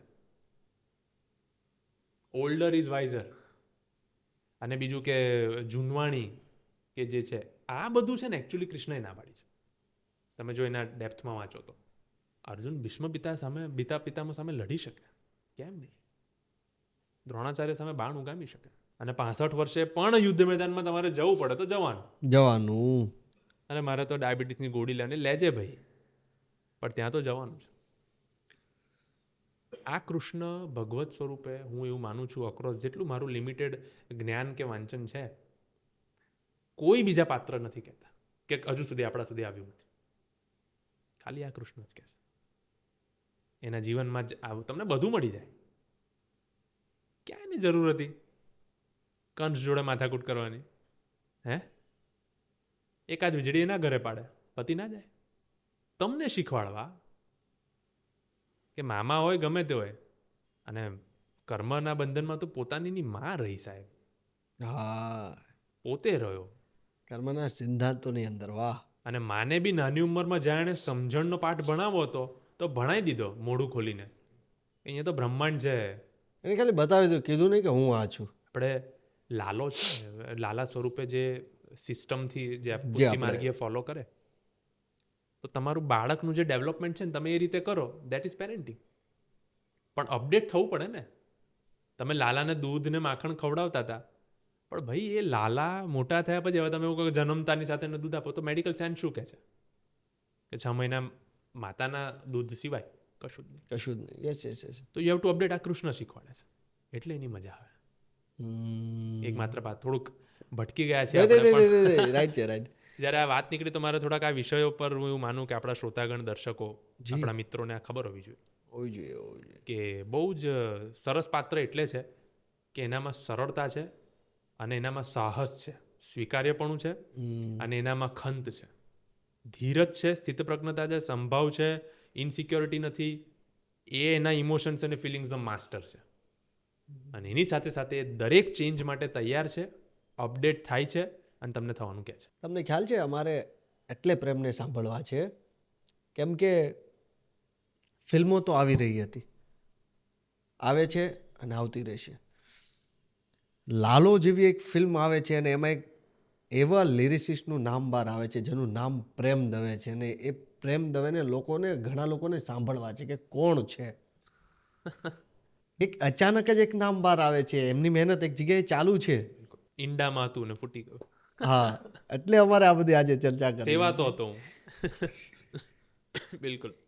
Thank you so much, thank you. અને બહુ આઈ એમ ફિલિંગ શું કહેવાય પ્લેઝન્ટ અને બહુ ફોર્ચ્યુનેટ કે અહીંયા બેઠો છું અને તમારી સાથે કંઈક ચર્ચા કરી રહ્યો છું, અને પરસ્પર કંઈક આપણે એકબીજાને મોજ કરાવી રહ્યા છે. બધાને એક અમારા થકી લોકોને અમે આ આપી રહ્યા છીએ, અમને બહુ આજે ગમશે. Thank you. મનમોહન સોંગ. બિલકુલ, પ્લીઝ. મનમોહન તો જે સેન્ટર ઓફ ડિસ્કશન આખી પ્રોસેસમાં મારું જેટલું કોન્ટ્રીબ્યુશન હતું એમાં રહ્યું એ મનમોહન. અદ્ભુત ગાયકી કૃષ્ણા બેઉરાની, ખૂબ સુંદર મ્યુઝિક, મીટર તૈયાર, ટ્યુન તૈયાર, મ્યુઝિક તૈયાર. હવે લખવાનું એવું કે જે કૃષ્ણને વર્ણવે પણ જે સ્ટીરિયોટાઇપ છે એનાથી અલગ. એટલે મનમોહન હે માધવ તું જીવતર તારું, કે તારા માર્ગનો એકલ પ્રવાસી હું, મારી નદીનો તું સાગર, કે હું નદી છું, મારી નદી છે જે મારી યાત્રા છે એનો તું સાગર છે, એટલે તું અંતિમ સત્ય છે, અલ્ટિમેટ ટ્રુથ. જી જી જી. અને આખું જગ તું તારો નિવાસી હું, કે આખું જગત તું તારો નિવાસી છું બિંદુ સ્વરૂપે. બિંદુ સ્વરૂપે. અને ના હું મીરા ના હું નાગર, મારી એ હેસિયત નથી કે તું મને મળવા આવે, નથી હું મીરા નથી નાગર, હા હા હા હા હા. પણ મારી નૈયાનો એકલ ખલાસી.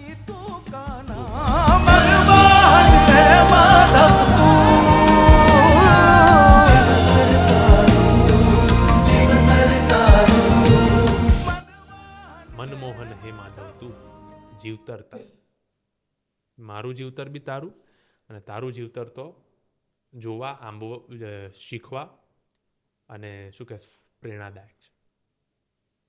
આમાં જે બહુ મહત્ત્વની ઘટના થઈ ને, આ બનતું હતું પછી વચ્ચે એક કોરસનો ફેસ એમાં પાર્ટ છે, તેમાં જે ચર્ચા થતી હતી ત્યારે મ્યુઝિક કમ્પોઝર સ્મિતભાઈ અને ડિરેક્ટર અંકિતભાઈ એ લોકોનું કહેવું એવું કે પ્રેમભાઈ આમાં છે ને કૃષ્ણનું જીવની લખવી છે. મીટર એ સફર એમ. હા, આખો કૃષ્ણને આપણે બતાવી દેવો છે. એટલે મેં મારું કંઈક હું બીજા ફ્લોમાં ઝોનમાં હોઈશ તો પહેલાં તો અમારો ઝઘડો થઈ ગયો, ક્રિએટિવ ઝઘડો, કે બોસ આવું કંઈ લખાતું હોય એમને, અરે લખવું પડે પ્રેમભાઈ, તમે સમજો આપણે મોજ કરાવી દઈશું, આટલું ફાઇન આટલું અદ્ભુત તમે લખ્યું છે. તો મેં કીધું કે ભાઈ આટલું અદ્ભુત લખ્યું છે તો એને હું આને કંઈક કરીને બગાડી દઈશ જાતે. હું ઇનસિક્યોર થઈ ગયો ફોર અ વાઇલ કે હું કેવી રીતે 6 લીટીમાં કૃષ્ણને લખું, અશક્ય છે. એને તો 600 પાના લખવા અઘરા છે, અને એમાં એની જીવની કેમની લખવાની. અને આ રાસ નથી કે આ ભજન નથી કે હું એ શબ્દ વાપરી શકું, કેવી રીતે લખું ભાઈ, કરવું તો પડશે. મેં 3.5 દિવસ લીધા 6 નાની લીટી માટે, અને આટલો લાંબુ સમય મેં શું લાગ્યું તમને? મને આવે જ નહીં કઈ પ્રદીપભાઈ. પહેલા દિવસે તો ઊંઘી ગયો, થોડીક વારમાં સૂઈ ગયો કે ભાઈ આ તો નહીં મજા આવે, આ મારે ના પાડવી પડશે કે આ પાઠ કોઈ બીજા પાસે કરાવો. પછી બીજે દિવસે બેઠો તો કંઈક શબ્દ આવે. એટલે હું પહેલાં વિચારું કે કૃષ્ણનો જન્મ થયો, આ સ્ટોરી હતી, આમ હતું, દંતકથા હતી. પાછી એમાં માન્યતાઓ અલગ, મારી માન્યતા અલગ, મારો કૃષ્ણ અલગ, તમારી વ્યાખ્યા અલગ, તમારી માન્યતા અલગ, કારણ કે એ તો ડિબેટેબલ છે. અને એ વિચારોમાં તમે એક વિચારની પાછળ કેટલા બધા નવા વિચારો ઉદ્ભવે, એના બીજા નવા વિચારો ઉદ્ભવે. અને એનું જેટલું વાંચન મારું એમાં તો કેવું કે એને ભગવદ્ ગીતા સ્વરૂપે આપણે જોયા હોય એટલે આમ એકદમ સરસ. હું વિચારું બીજે દિવસ એમને એમ ગયો, ત્રીજો દિવસ અડધા દિવસ સુધી મને કંઈ ના મળે ને અહીંયાથી તો પ્રેશર કે ભાઈ તું આ કરે ને તો લોક કરી દે ને. એમની વાત બી સાચી, સમયની મર્યાદા. એટલે શું સમય, કેટલા સમયમાં આ બધું કરવાનું હતું, કેટલો સમય? મને તો આ લોકો ડેડલાઇન પર જ રાખતા હતા કે, અને એનું એવું હતું કે ભાઈ એક પાર્ટ પતે ને ફિલ્મનો તો બીજો પાર્ટ શરૂ થાય. બીજો પાર્ટ પતે તો ત્રીજો પાર્ટ શરૂ થાય. એટલે એ લોકો બી શું કહેવાય કે મજબૂર હતા. પણ મને એમ થાય કે આ મારાથી લખાતું, હું ત્રીજા દિવસે બી ગુસ્સે થયો ગ્રુપ પર, પણ એ લોકો કે મોટિવેટ કર્યા કરે કે ભાઈ કર ને, અરે ચિંતા ના કર. પછી મને એવું થયું કે મથુરામાં ડર તો એ જ વાતનો હતો ને કે મારાથી કંઈક એ ભૂલ ના થઈ જાય કે જે સારું બન્યું છે એ રંગોળી મારાથી ના ભૂસાઈ જાય મારા હાથે. બિલકુલ બહુ સાચી વાત કરી કે ચિત્રકામ થઈ ગયું છે, હવે આખી બોર્ડર તમે ફરી કરવા ના થાય. ચિત્રકામ થયા પછી બોર્ડર બહુ અઘરી છે અને તમારી હાથમાં છે, તમારું ચિત્ર છે. અને આ તો બોર્ડરમાં લીટી એક પતલી આવી, પેલું રંગ, અને હું ઓવરલેપ કરી દઉં તો તમે ગાળ આપો કે આ શું કર્યું. અને લોકો બી આમાં તો કેવું છે, આ વિષય બહુ સેન્સિટિવ છે પ્રદીપભાઈ. યસ 100%. કે ધોવા પર આવે તો છગ્ગા ચોગ્ગા કશું જ નહીં, સીધું તમને ગ્રાઉન્ડની બહાર. તો મને થયું કે હું શું લખું આમાં. ત્રીજો દિવસ ગયો, પછી મને એક સ્ફૂર્ણા થઈ કે મથુરામાં જન્મ્યા, ગોકુળમાં રમ્યા. હવે વંશીવટ તમે છે ને જ્યારે સોરી હું ખાલી વચ્ચે ડિસ્ટર્બ કરતો છું, તમે જ્યારે જે લાઈન બોલો છો ને મને કેવું થાય, સોંગ ચાલુ છે, પોઝ થયું, તમે 2 લાઈન બોલ્યા, સોંગ ચાલુ થયું. આ પ્રોસેસમાં somebody from the Lalo team મને એવું કીધું કે હું તો ત્યાં જ હતો ભાઈ, એ યુગમાં ત્યાં પહોંચી ગયેલા મનમોહન વખતે. મને યાદ નથી આવતું કયા અમારા મિત્ર વર્તુળમાંથી કોણે કહ્યું, કારણ કે બધા સાથે હતા કોન્ફરન્સ કોલ પર, પણ કોઈકે આવું કીધું હતું. હું તો ત્યાં પહોંચી ગયેલો આંખ બંધ કરીને. તો મથુરામાં જન્મ્યા, ગોકુળમાં રમ્યા, અને વંશીવટમાં શ્યામ બન્યા રાધે.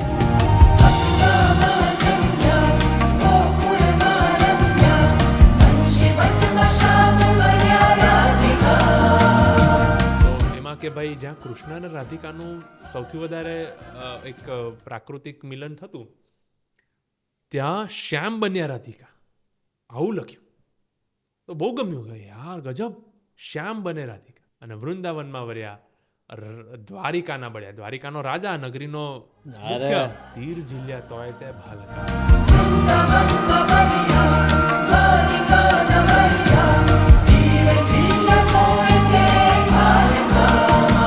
જરાસંઘે તીર આપ્યું અને તે એને ઝીલી લીધું. એ ઝીલી અને તારી લીલા તે આવી રીતે સંકેલી, બતાવી ગયો કે ગમે એટલા મોટા મહાપુરુષો મનુષ્ય સ્વરૂપે અનસર્ટેન છે. પેલું જ્યોતિષશાસ્ત્રમાં છે ને એક શબ્દ છે, જે શબ્દ મને અત્યારે એક્ઝેક્ટ યાદ નથી આવતો, પણ એવું કહેવાય છે કે એની પ્રિડિક્શન કરવું ને એ અશક્ય છે, કારણ કે એના પેરામીટર્સ બહુ બધા છે, એસ્ટ્રોનોમિકલી ને એસ્ટ્રોલોજીકલી, વૈજ્ઞાનિક ઢબે ને આ રીતે. તો જન્મ, લગ્ન ને મરણ એટલું બધું સૂક્ષ્મ છે, એટલું બધું ઊંડું છે, અને એટલું બધું પહોળું છે. એટલે મુનિ પરાશર અને ભૃગુને બધા એવું કહી દીધું કે જન્મ, લગ્ન, મરણ તો કૃષ્ણના જીવનમાં બી નથી એક સરખું રહ્યું. ચોકઠા ગોઠવી શકનારો બાપ, આપણા બધાનો ગોઠવનારો હરી, એનું બી આ અનસર્ટેન હતું. એટલે જન્મ, લગ્ન ને મરણ એ નિકાચિત કર્મ છે શબ્દ. એને તમે બાંધી ન શકો, પરફેક્ટલી પ્રિડિક્ટ ના કરી શકો, ન કરી શકો, અને કદાચ કરો તો લૂપ હોલ રહે. We go with the flow વાળી ઘટના છે. સ્વીકારી લેવું પડે કે આપણો સમય આવી ગયો છે, હવે ઓલવાઈ જવાનું છે. ત્યાં સુધી પ્રજ્વલિત રહો, મજા કરાવો. તમને જોઈને કોઈને એવું થાય કે વાહ ભાઈ, પછી અંગ થશે વાંકા અને દ્રશ્ય થશે ઝાંખા. હે, શું અદ્ભુત વાત છે, વાહ વાહ, બહુ સરસ. એટલે પ્રેમભાઈ, તો પછી એ જે કમ્પોઝિશન હતું એની થોડી મને વાત કરો ને. જે આ તમે સ્પેસિફિક કીધું ને, જે મથુરામાં જન્મ્યા, એ થોડું એની વાત કરો ને પ્લીઝ. આનું કમ્પોઝિશન મને એવું મારું માનવું છે કે આ કમ્પોઝિશન બી ખાસું એમને અઘરું પડ્યું હોય, કારણ કે બાકી બધામાં બેકગ્રાઉન્ડ મ્યુઝિક બી આની સાથે કોરિલેટ કરાવવાનું, ને આ જે રીતે વાગે છે, જે રીતે આને તાદ્રશ્ય કર્યું છે આપણે મૂવીમાં, તો એ બેકગ્રાઉન્ડમાં છે મૂવીમાં. પ્લીઝ. હા, ઓકે, એ લાઈન પ્લીઝ. કઈ? મથુરામાં જન્મ્યા, મથુરામાં જન્મ્યા, ગોકુળમાં રમ્યા, વંશીવટમાં શ્યામ બન્યા રાધિકા, વૃંદાવનમાં વર્યા, દ્વારિકાના બળિયા, તીર ઝીલ્યા તોય તે ભાલકામાં. રાધાના શબ્દ શબ્દ તું, વામન રામ બુદ્ધ તું, આવું છે. હવે વધારે ગાઈશ તો બહુ ફાવતું નથી, પણ એવી રીતે. તો એ કમ્પોઝિશન બહુ ટેકનિકલી મારી દ્રષ્ટિએ કેટલું બધું છે એમાં. તમે જુઓ, એક ફ્લો, પછી કોરસ, પછી એક એની સપોર્ટિંગ લાઇન, પછી બ્રિજ, હુક લાઇન, ઊંચા સૂર, નીચે આવવાનું, અમુક મીટર 2-4 શબ્દના, અમુક મીટર મોટી લીટીના, અને આખું ભેગું. પ્લસ મૂવીમાં તો એ બેકગ્રાઉન્ડમાં વાગી રહ્યું છે કટ ટુ સીનમાં, એટલે કોરિલેટ કરવાનું. રાધાના શબ્દ શબ્દ તું, કે રાધાનો શબ્દ શબ્દ તું છે. વામન રામ બુદ્ધ તું, વામન રામ બુદ્ધ છે દુનિયા માટે, પણ રાધાનો તો શબ્દ શબ્દ છે. રાધાએ આઈ લવ યુ કહેવાની જરૂર નથી સાહેબ. એ શ્વાસ લે, કૃષ્ણ પાસે આવે કે ચાલ રમવાના, એ પ્રેમ છે. એણે ઘરે કંઈક, હવે કેક બનાવીએ છીએ આપણે, એણે ઘરે મિલ્ક કેક બનાવ્યું હોય પેલું એનું માખણનું, એમાંથી, અને કૃષ્ણ માટે ડબ્બામાં કે કોથળીમાં છુપાઈને લઈને આવે. એમાં કહેવું થોડું પડે કે મેં તો તારા માટે 6 કલાક કરી મહેનત બનાવ્યું. શબ્દ શબ્દ તું છે, એટલે એનું બધું તું છે, કે જ્યાં અપેક્ષા નથી, અનકન્ડિશનલ પ્યોર લવ. અને કૃષ્ણ થોડો રાધાને એવું કે જોઈને ચાલજે, એ ત્યાંથી ઠેકડો હટાવી લે, ચરાવા લઈ જાય. અહીંયાથી રાધા જાય છે તો ત્યાંથી લઈ જાય ગાયોને, અને એના દંડિકાથી ઠેકડા હટાવી લે કે રાધાના પગ પર વાગવું ના જોઈએ, ઘડો લઈને જતી હોય તો એનો પગ મચકોડાઈ જવો ના જોઈએ. આ પ્રેમ છે સાહેબ. આ પ્રેમ છે. આ સ્મોલ જેસ્ચર તો હમણાં આવ્યું. સ્મોલેસ્ટ જેસ્ચરનું ધ્યાન રખાતું. એટલે હું તો બહુ જ આમાં શીખવાની ઘટના છે. હું કંઈ આ બધું બહુ આમાં નહીં. પાછલો વિદ્યાર્થી છું, પણ મને શીખવાનું ગમશે આવી રીતે કે કેવું એણે બતાવ્યું. વિચાર તો કરો, ખાલી માત્ર એટલી લાઈન, એની પાછળ એટલું કામ, એટલું સરળ એટલે લાગે છે કારણ કે પાછળ એટલી અઘરી ઘટના છે. હા, હે ઓ રંગરસિયા તું લાલા, ઓ સૃષ્ટિના દેનારા, ઓ મારા કાના. તમે એક એક શબ્દ જુઓ, બધું જ છે. કૃષ્ણને મજા આવી જાય એવું છે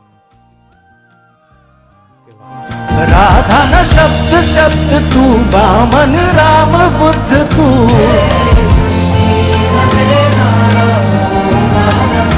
ઓ કામણ ગારા ગ્વાલા હે પાલન હારા, ઓ રંગ સફર તમારે જેમ એક એક લાઈન આગળ વધે છે એમ તમારે સફર આગળ વધારવાની. બિલકુલ પ્રોગ્રેસિંગ. અને પાછું એટલું બધું નહીં કે મીટરની બહાર જતા રહીએ, હા, એને પાછું લાવવાનું. એટલે એવી રીતે આખી ઘટના થઈ અને બહુ સરસ રીતે ગવાયું છે. આખું જ્યારે તમે લખ્યું, પ્રોપર ગાઈ લીધું, હવે તમે ફર્સ્ટ ટાઈમ સાંભળો છો ત્યારે આમ કેવું લાગે છે? Absolutely positive. આમ ગૂઝબમ્સ. કે જે વિચાર્યું હતું, જે રીતના મારી મનની સફર જ્યાં જ્યાં ગઈ હતી એ જ આવ્યું.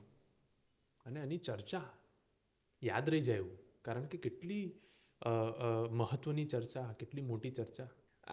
પેલું કેવું કે અમુક તમે મેં પલ દો પલ કા શાયર હું, પલ દો પલ મેરી જવાની હૈ, મુझसे पहले कितने शायर आए और आके चले गए, હા, कल कोई मुझको याद करे, क्यों कोई मुझको याद करे. એવી ઘટના છે. લખાઈ ગયું, બની ગયું, સરળ બી રહ્યા અને આ બધું વિથ ફોર્સ થયું. Nature or almighty was with us completely. અને આ મનમોહન ઘટના બની. એવું થયું હતું કે સોંગ પછી મન થઈ ગયું હતું કે એકવાર હું દર્શન કરીને આવું દ્વારકા? આમાં હું થોડોક અલગ છું. મને એવું છે કે મને એવું કોઈ કહે કે તમને દ્વારકા કે શિવ હોય તો જ્યોતિર્લિંગ, માતાજી હોય તો શક્તિપીઠ જવાનું, હા ગમે, ખૂબ ગમે, અંતરથી ગમે. પણ મારો કૃષ્ણ જ્યારે મારી સાથે હોય ને ત્યારે દ્વારકા જવાની જરૂર નહીં પડતી કે મંદિર જવાની જરૂર નહીં પડતી. ઇન દેટ મેટર એ ઝોનમાં આમ ગમે, ખૂબ ગમે, મને ખૂબ ગમતી જગ્યા મંદિર, આશ્રમ, નદી કિનારો, આ બધી ગમતી જગ્યા. સ્પિરિચ્યુઅલ નગરી, ઋષિકેશ, હરિદ્વાર, બનારસ, આ બધી ગમતી નગરી. એટલું જ મને ઉદયપુર પણ ગમે. પણ જ્યારે આ કૃષ્ણ નજીક હોય ને શાબ્દિક રીતે મારી રચનાથી, ત્યારે તો હું કૃષ્ણને બોલાવતો હોઉં ને. તો he is the guest, I am the host. એ પ્રદીપભાઈ બેઠા છે ત્યાં બેઠા જ હોય, હું લખતો હોઉં ત્યારે. અને એ બી કદાચ આમ ધૂન આમ કરતા હોય, બીટ કરતા કરતા ને કે ભાઈ ચાલ એક શબ્દ લખ બીજો. એવી ઘટના. તો ત્યારે મને, હું પ્રાકૃતિક રીતે કહું છું કે મને એવું નથી થયું કે હું મંદિર છું. એટલું આંખ બંધ કરીને થેન્ક યુ, ગ્રેટફુલ. આવી ઘટના હતી. ફિલ્મ હિન્દીમાં રિલીઝ થવા જઈ રહી છે. બિલકુલ 9મી જાન્યુઆરીએ ફિલ્મ હિન્દીમાં આવી રહી છે. સૌ દર્શકો, આપણે સૌ તો હિન્દીમાં વધાવીએ, ભારતની ઓડિયન્સ પણ એને હિન્દીમાં વધાવશે જ એવો વિશ્વાસ છે. એમાં પણ તમે જ બધા ગીત લખ્યા છે. ઓકે, હવે મારે એ કહેવાનું છે કે ગુજરાતીમાં તો એટલી આ સફર આખી તમે તે કરીને થોડુંક ઉતાર ચઢાવ ને ત્યાં તમને મજા આવી, થોડુંક તમારે બોલચાલી થયું ને એના કારણે જ એટલા સારા સુંદર સોંગ બહાર આવ્યા. ઓકે, હિન્દીમાં જ્યારે ટ્રાન્સલેટ કરવાના થયા, હું કદાચ શબ્દ ખોટો પ્રયોગ કરતો હોય તો માફી ચાહું છું, ટ્રાન્સલેટની જગ્યાએ જે પણ તમારે એક અનુવાદ કરવાનું થયું, તો એ પ્રોસેસમાં શું હતું? એમાં પણ ટાઈમ માગી લીધો હતો પ્રેમ? જુઓ, એમાં કેવું છે, ટ્રાન્સલેશન નથી પૂર્ણ રીતે, પણ રિઝેબ્લન્સ છે. ઓકે, ગુજરાતી તરીકેનું ગૌરવ ડિરેક્ટર અંકિતભાઈનું એવું બહુ સ્પષ્ટપણે માનવું હતું, વિકીભાઈ, વિવેકભાઈ જે છે એમનું માનવું હતું કે આપણે ગુજરાતીની જે આપણી આમ એસેન્સ છે એ તો દુનિયા સુધી પહોંચાડવી છે. ગુજરાતી જે દુનિયામાં છે, જ્યાં જ્યાં વસે ગુજરાતી ત્યાં ત્યાં સદાકાળ ગુજરાત. ગુજરાત યસ એ તો પહોંચી ગયું, એ બધી સીમા આંબી લીધી. પણ હવે જ્યાં જ્યાં લોકો છે, જે આને જોશે, સાંભળશે, ત્યાં ગુજરાતી, ખાસ કરીને રિજનલ ગુજરાતી, તળપદા જોનરવાળું કે એ રિજનવાળું, એને લોકો માનપૂર્વક, પ્રેમપૂર્વક, સ્પષ્ટતાપૂર્વક અને ગૌરવપૂર્વક સ્વીકારે, પ્રતિસાદ આપે, એવું કરવું છે. તો સોંગમાં narrow compass, again limited scope, અઘરું કામ. હું એ વ્યક્તિ નથી કે ટ્રાન્સલેટ કરીને આપી શકું. અને એ લોકો સાથે ચર્ચા થઈ તો એમણે કીધું, ના પ્રેમભાઈ, તમે તમારી રીતે રમજો તો ખરા જ, પણ આપણે આ જોઈએ છે. Two which I also agreed. એટલે એક બાઉન્ડ્રી તો ફિક્સ થઈ જ ગઈ છે. એસેન્સ રાખવાની. એટલે ઘણી જગ્યાએ જ્યાં ગુજરાતી ક્રોસેટા કે જ્યાં ગુજરાતી પાર્ટ છે, એ એમનો એમ રાખ્યો છે. એ ના બદલી શકાય ને. આ થમ તો પોડન તો શું બદલો તમે. જી જી જી. અને બોલિવૂડ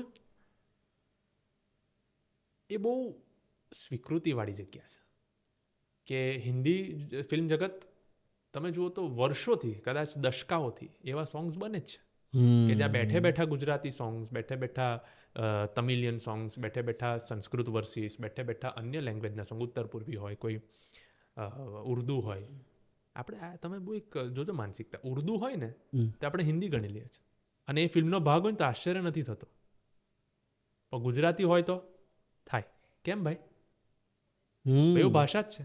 હા, આપણા ગીતોમાં ઉર્દુ કેટલું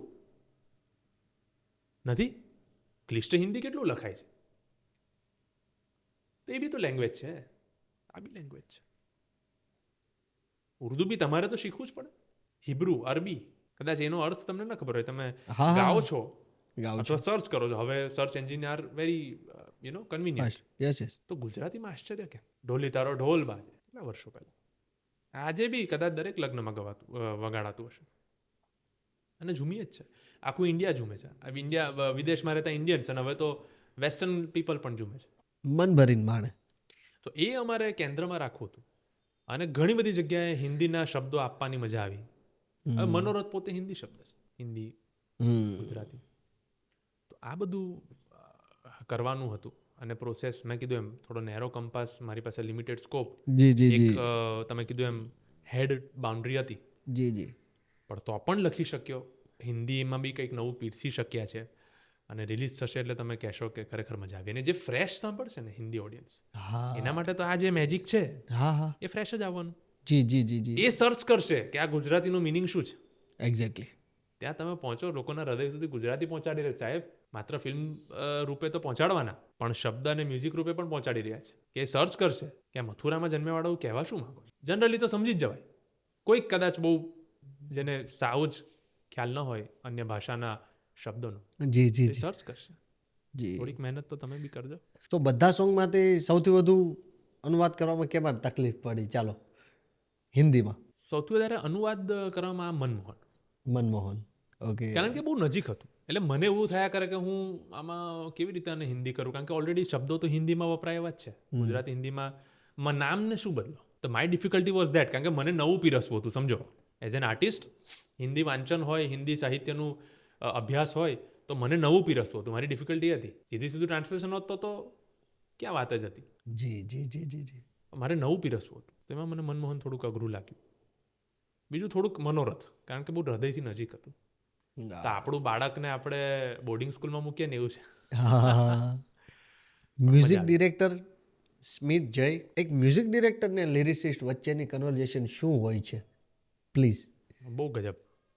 A to Z, Z to A છે. શરૂ કરીએ ને તો ક્યાં પહોંચી ગયા હોય એ ખબર ના હોય, અને ત્યાંથી પાછા ક્યારે આવીશું એ બી ખબર ના હોય. અને હું તો સ્મિતભાઈ જોડે લગભગ 6-7 વર્ષથી અમે સોંગ્સ ને પ્રોજેક્ટ્સ બનાવી રહ્યા છીએ.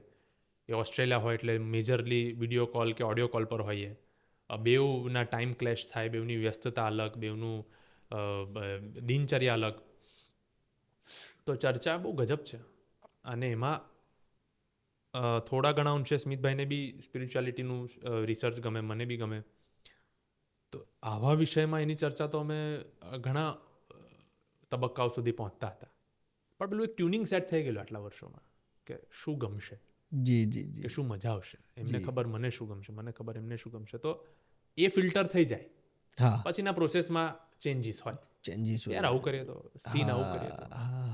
અને બેકગ્રાઉન્ડ મ્યુઝિક જ્યારે તમે 3 કલાકનું આપ્યું હોય ને, ત્યારે તમે ફિલ્મ આખી ઘણી બધી વાર જોઈ હોય, કે ઘણી બધી વાર એની સ્ટોરી લાઇન, એના સીન્સ એક્ઝિક્યુટ થયા તમે જોયા હોય, જે વિકલ્પ લિરિસિસ્ટને ન કરવાનું હોય જી જી જી જી એક્સપ્લોર. તો એ વધારે સારી રીતે કહી શકે કે અહીંયા આવું કંઈક કરીએ ને, આવી ઘટના છે, આવું ફિલિંગ્સ છે, આવું ચાલી રહ્યું છે, આવો અપ્રોચ રાખીએ તો બહુ. એક બેસ્ટ ઓપિનિયન એમના તરફથી શું હતો જે તમને પણ બહુ મસ્ત ગમ્યો અને એક જાદુઈ થોડું કામ કરી ગયું, એ શું હતું? હું એવું કહીશ કે 2 જગ્યા. એક માળે મને લઈ જા કન્સેપ્ટમાં હા વોઝ વેરી ક્લિયર કે હું માળે લઈ જવાની કંઈક આપણે ઘટના કરીએ કે જ્યાં આવું પોઝિટિવ બતાવે, પણ પછી તું તારી રીતે જો, પણ માળે લઈ જે એવું કાઇન્ડ ઓફ કોઈ પોઝિટિવ પ્લેસ, માળે ઇન ધ સેન્સ કોઈ પોઝિટિવ પ્લેસ પર જવાની વાત કરીએ એમ. અને કે મને તું લઈ જા એક સારી જગ્યા પર. બસ, પણ અલગ, એ મેટાફોર હોવું જોઈએ, એ પાછું સબ્જેક્ટ મેટર નહીં, એવું એમનું ક્લેરિટી હતી. અને બીજું કૃષ્ણા થીમ છે, એમાં સંસ્કૃત વર્સિસ પછી જ્યારે પંચમહાભૂત પર અમે સેમ પેજ પર હતા, તો એમાં એમણે આ સજેશન આપ્યું હતું કે ભાઈ તું આવી રીતે આ હતું એ કરીને કંઈક કરી શકીએ આપણે. તો પછી એ ઘટના થઈ, તો એ મજા આવી.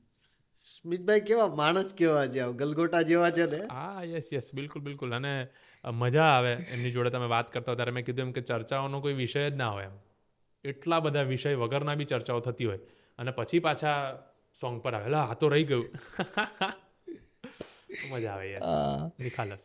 એક best of the best film બનાવવા માટે કે લિરિક્સ લખવા માટે એક ડિરેક્ટરનું કેટલું ફ્રીડમ હોવું જરૂરી છે?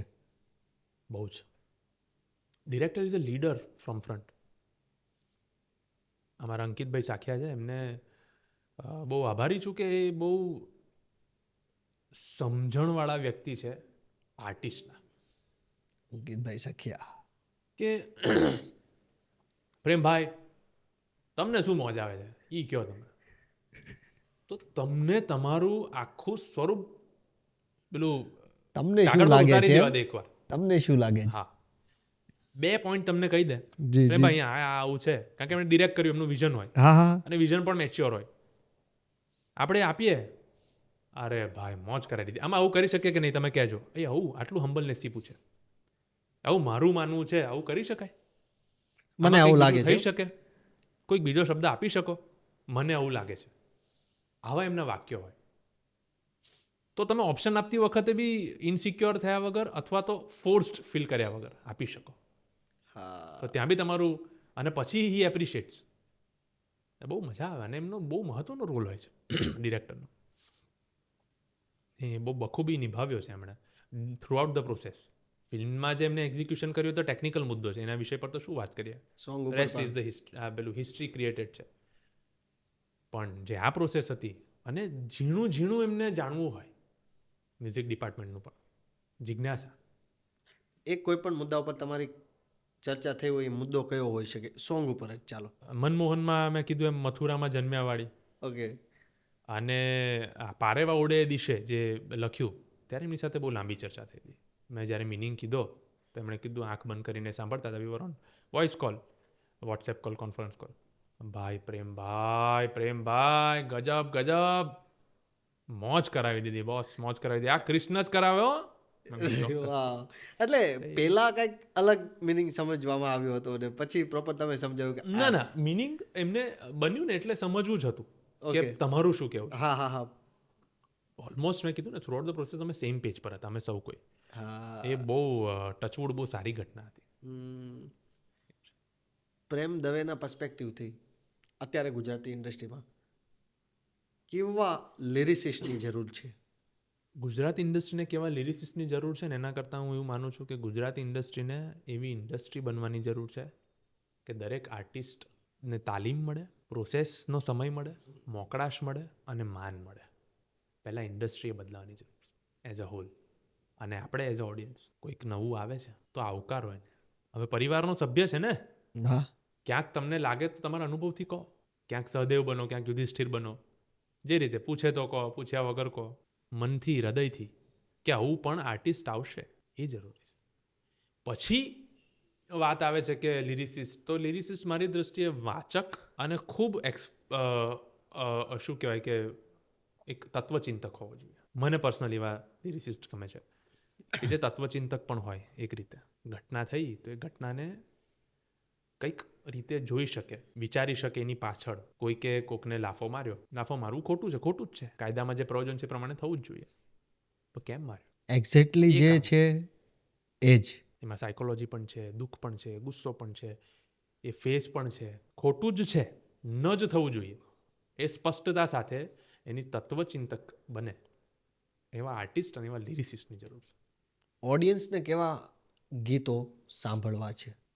જો હું એવું માનું છું પ્રતિભામાં કે ઓડિયન્સ એ બહુ વાસ્ટ ટર્મ છે, બહુ મોટી ટર્મ છે. તમે તમારું ક્રિએશન આપો ને એમાં એટલું ધ્યાન રાખવાનું છે કે ઓડિયન્સને સરળતા વધારે ગમે, કે છેવાડાનો માનવી કનેક્ટ કરી શકે.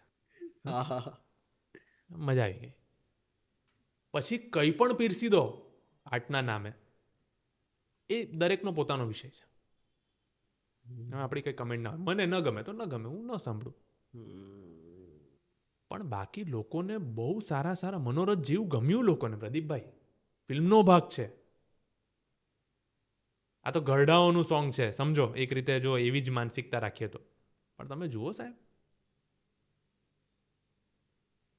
છાપરા પર ચડીને મનોરથ જેવું વગાઈ રહ્યું છે, ગમ્યું લોકો. વેદ છે એમાં, એક રીતે જીવનનો નિષ્કર્ષ છે, આધ્યાત્મિકતા છે ભરી ભરીને, પણ ગમ્યું લોકોને. તો લોકોને ગમશે. સરળતા કેટલી છે, પકડ કેટલી છે. પ્રેમભાઈને મેં અત્યારે એઝ એન લિરિસિસ્ટ લોકોની સમક્ષ મેં પ્રેઝન્ટ કરી દીધા. જે અત્યારે લોકોના મનમાં ઘણા લોકો જે તમને નથી ઓળખતા એના મનમાં એક સવાલ એવો પણ છે કે ભાઈ પ્રેમભાઈ આખો દિવસ આ જ કાર્યમાં છે, આ જ ફિલ્ડમાં છે, 24 કલાક આ જ એનું મેન કામ છે. તો આપણે પ્રેમભાઈના મોઢે જ સાંભળીએ કે મેન પ્રેમભાઈનું કામ શું છે. પ્રેમભાઈ પ્લીઝ. હું વકીલ છું, વકીલાતનો વ્યવસાય કરું છું, અને honourable high court, honourable supreme court અને અન્ય જે ફોરમ્સ છે, મિકેનિઝમ છે, કોર્ટ્સ છે, ત્યાં હું મારી વકીલાતની સેવા આપી રહ્યો છું. સલાહકાર છું, અને મારી ઓફિસ છે અમદાવાદ મુકામે, સુરતમાં છે. તો મારું મેઇન જે પ્રોફેશન કહો, અને જેની સાથે હું સંકળાયેલો છું અને જેમાં હું આગળ વધી રહ્યો છું ધીરે ધીરે, એ વકીલાત છે. પ્રેમભાઈ, ચાલુ કેસ લડતા લડતા ક્યારેય લિરિક્સ યાદ આવ્યા છે અને જજની સામે એવું થયું છે કે આ લિરિક્સ ભૂલાઈ જશે, પેલા લખી લઉં? ના ભાઈ ના, બહુ હું અત્યારે ઇમેજિન કરું છું કે આવું થઈ જાય તો મારું શું થાય. સાહેબ જરાક મનોરથ જીવ. નહીં પ્રેમભાઈ, ત્યાં એ સિચ્યુએશન બની ગઈ હોય તો કે યાર આ બે લાઈન તો પ્રાસ બેસી ગયો છે હવે. કોર્ટ ઓફ લો જે છે, honourable supreme court, honourable high court, ત્યાં તો બહુ ડેકોરમ હોય, બહુ ડિગ્નિટી હોય, જી, બહુ લિમિટેડ સ્કોપ હોય. લો પોઈન્ટ પર આર્ગ્યુ થતા હોય, કોન્સ્ટિટ્યુશન પર આર્ગ્યુ થતા હોય, હ્યુમન રાઇટ્સ પર આર્ગ્યુ થતા હોય, પ્રિન્સિપલ ઓફ નેચરલ જસ્ટિસ, આવા મહત્ત્વના તબક્કાઓ હોય, મુદ્દાઓ હોય. ક્યાંક કોઈક સિનિયર હોય તો કોર્ટમાં મળે તો આર્ગ્યુમેન્ટ પહેલાં કે પછી લાલો માટે કોંગ્રેચ્યુલેટ કરે જી, તો બની શકે. કોઈ જસ્ટિસ, કોઈ જજ સાહેબ કોઈ અન્ય જગ્યાએ મળે, બાર એન્ડ બેન્ચનો કોઈ પ્રસંગ હોય કે એમને એમ કોઈક જગ્યાએ જાહેર જીવનમાં મળી જાય અને એમને કોઈક ઇન્ટ્રોડ્યુસ કરાવે, અથવા એમને ખ્યાલ હોય તો કે પ્રેમ યુ ડીડ વન્ડરફુલ જોબ. કોઈ સિનિયર કાઉન્સિલ હોય, ભાઈ મને ઘણા મળી રહ્યા સિનિયર કાઉન્સિલ, ઘણા તજજ્ઞ વકીલો, ઘણા જજ સાહેબ, ઘણા ઓથોરિટીઝ, તમે લખ્યું છે મારથી 30-40 વર્ષ મોટા ઊભા થઈને ભેટે આશીર્વાદ આપે, એ થાય.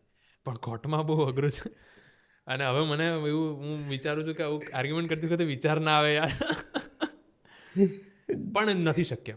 On your legs when you are આર્ગ્યુઇંગ, તમારે બહુ સેન્સિટિવ સબ્જેક્ટ મેટરથી તમે ડીલ કરતા હો. જી, 100%. તો એ તમારા વિચારમાં જ ના આવે, કારણ કે એની પ્રિપેરેશન કરી હોય, એનું તમે વર્ક કર્યું હોય. તો એવું માત્ર આ તો ખાલી એક વિચાર આવ્યો તો મેં ખાલી શેર કર્યો. કેમ કે ત્યાં તો જજ સાહેબ બેઠા હોય એટલે મેન તો જે ત્યાં માહોલ છે એ જ છે. અને ડેકોરમ મેન્ટેન થવું જોઈએ. જી જી જી જી. Apart from that everyone is artist, એટલે અમે આર્ટ લવર હજુ સુધી મેં જે મળ્યો છું, એટલે એ બધા તો એપ્રિશિએટ. પછી તમારે એટલી વ્યસ્તતાની વચ્ચે તમે જેટલી વાત કરીને એટલી લોકોને તો એવું જ લાગશે, અને મને પણ પહેલાં એવું લાગ્યું કે તમે બહુ મોકળાશથી કામ કરો છો. તો એટલી વ્યસ્તતા વચ્ચે આવી રીતના એટલી મસ્ત મોકળાશથી કામ કેવી રીતના થઈ શકે? હું એવું માનું છું કે બેઉ ફિલ્ડ છે ને પૂરક છે. પેલું પ્રોફેશનલ ફિલ્ડ છે, જી આ તમારું ક્રિએટિવ વર્ક છે. જી. તો આ પ્રોફેશનલ ફિલ્ડ માંથી જે પણ મને મારી એનર્જી એ થતી હોય ને, એનું પૂરક આ ફિલ્ડ છે. અને આ ફિલ્ડમાં મારે વિચાર, શબ્દ ભંડોળ, કારણ કે અમે રોજ નવી નવી ખોપડીઓને મળીએ, નવા નવા લોકોને મળીએ. હું કેટલા લોકોને ઓબ્ઝર્વ કરતો હોઈશ, તમે વિચારો કેટલું એક્સપ્લોર કરતો હોઈશ, અને એ પ્રાકૃતિક રીતે. મારું પ્રોફેશન એવું છે કે ડાયરેક્ટ પબ્લિક ડીલિંગ. હું હજારો લોકોને મળું, સાંભળું, જોઉં, જાણું ને શીખું. એટલે આર્ટનું જે કે લેખક તરીકે જે મેઇન છે ઓબ્ઝર્વેશન અને એક્સપ્લોર, એ તો મારે રોજ થાય. એટલે એ પછી કામ લાગે પ્રોપર યસ. કે અહીંયા તો ચાલો પેલો કર્મથી એક જગ્યાએ બંધાયેલો છે, અને આ એક જગ્યાએ એક જુલ્મથી બંધાયેલો વ્યક્તિ છે. આમ લાગે એની બી વાર્તા તો ખરી ને. હિટલરની બી વાર્તા તો હતી ને. પીછું પકડેલું, પપ્પાએ કીધું કે આવું બધું નહીં કરવાનું, ફેમિનાઇન છે આ બધું, તારે ઘરમાં બેસવાનું છે, ચલો. બાકી હિટલર કદાચ લિયોનાર્ડો ડી વિન્ચી કેવા કોઈ કતે મહાન બનવાનું લખાયેલું હતું તો મહાન બનતે, પણ એમના ફાધરે આ બાજુ મૂક્યા ને ચિત્ર બદલાઈ ગયું.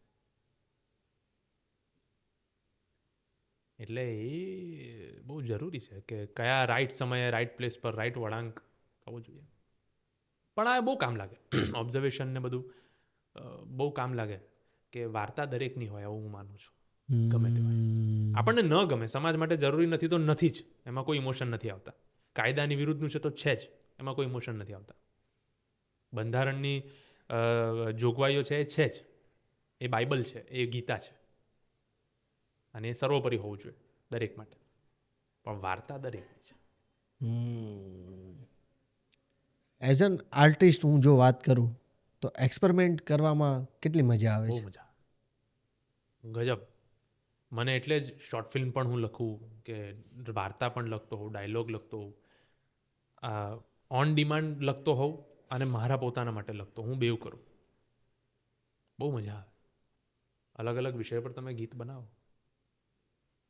મારા નાનપણ પર લખી શકું, મારી શરૂઆતની વકીલાત પર ના દિવસો પર લખી શકું, મારી પત્ની સાથેના મારા તબક્કાઓ પર લખી શકું, માતા પિતા સાથે, બા દાદા સાથે, ભાઈઓ સાથે, મિત્ર સાથે. તો બધું કંઈ થોડું લોકો સુધી પહોંચવાનું છે. પણ એમાંથી બી કેટલી બધી રત્નકણિકા હોય, પણ ન પહોંચે. તો જરૂરી નથી કે દરેકને એ જ પ્લેટફોર્મ જોઈએ. અમુક વખત મનનું ને હૃદયનું પ્લેટફોર્મ બી મોટું હોઈ શકે. એટલે એવું છે. એમાં કોઈ સબસ્ક્રિપ્શનની જરૂર નથી પડતી, કોઈ એમાં તાળીઓ પાડેની જરૂર નથી. તમને મજા આવે આ મેં લખ્યું, કોઈ ટેક્સ્ટ નથી ત્યાં. તો આ સોંગ તમે, આ ફિલ્મ હિટ થઈ, એટલી લોકોને ગમી, એટલા સોંગ લોકોના સમક્ષ આવ્યા, લોકોને ગમ્યા, એટલે ગમ્યા. મેન એવા પણ એટલા સોંગ હશે ને તમારા જે આગળ લખેલા, જે તમે આજે કહી શકો કે આ પણ છે જે તમને. યસ, અમે સલીમ સુલેમાન જે જોડી છે એમાં સલીમ મર્ચન્ટે અમારું એક સોંગ ગાયું હતું, શાયર. મલ્હાર ભાઈ અને શ્રદ્ધા બેન એમાં એક્ટર્સ છે. એ છે. કસ્તુરી કરીને એક મેં રોમકોમ સોંગ લખેલું, જે મારા આ જોનર છે. તમે કસ્તુરી સાંભળો તમને એમ થાય કે આ મેં લખ્યું છે એમ. જેમાં મીત જૈન અને ક્રીના પાઠક છે, અને મીત જૈને ગાયું છે. આ બેવના મ્યુઝિક સ્મિતભાઈ આપ્યા છે. પછી મારું એક સોંગ હતું રાધા ખોવાઈ 2.0, જેમાં બેસ્ટ લિરિસિસ્ટનો એવોર્ડ પણ મને મળ્યો હતો. ટોપ. તો એ રાસ જોનર છે પણ અલગ રીતે. Yes yes yes yes. બધા સોંગ્સ છે, બિલકુલ છે. અને હજુ ઘણા પાઇપલાઇનમાં ઓરિજિનલ આલ્બમ્સ છે, સોંગ્સ છે, અને બીજા પણ.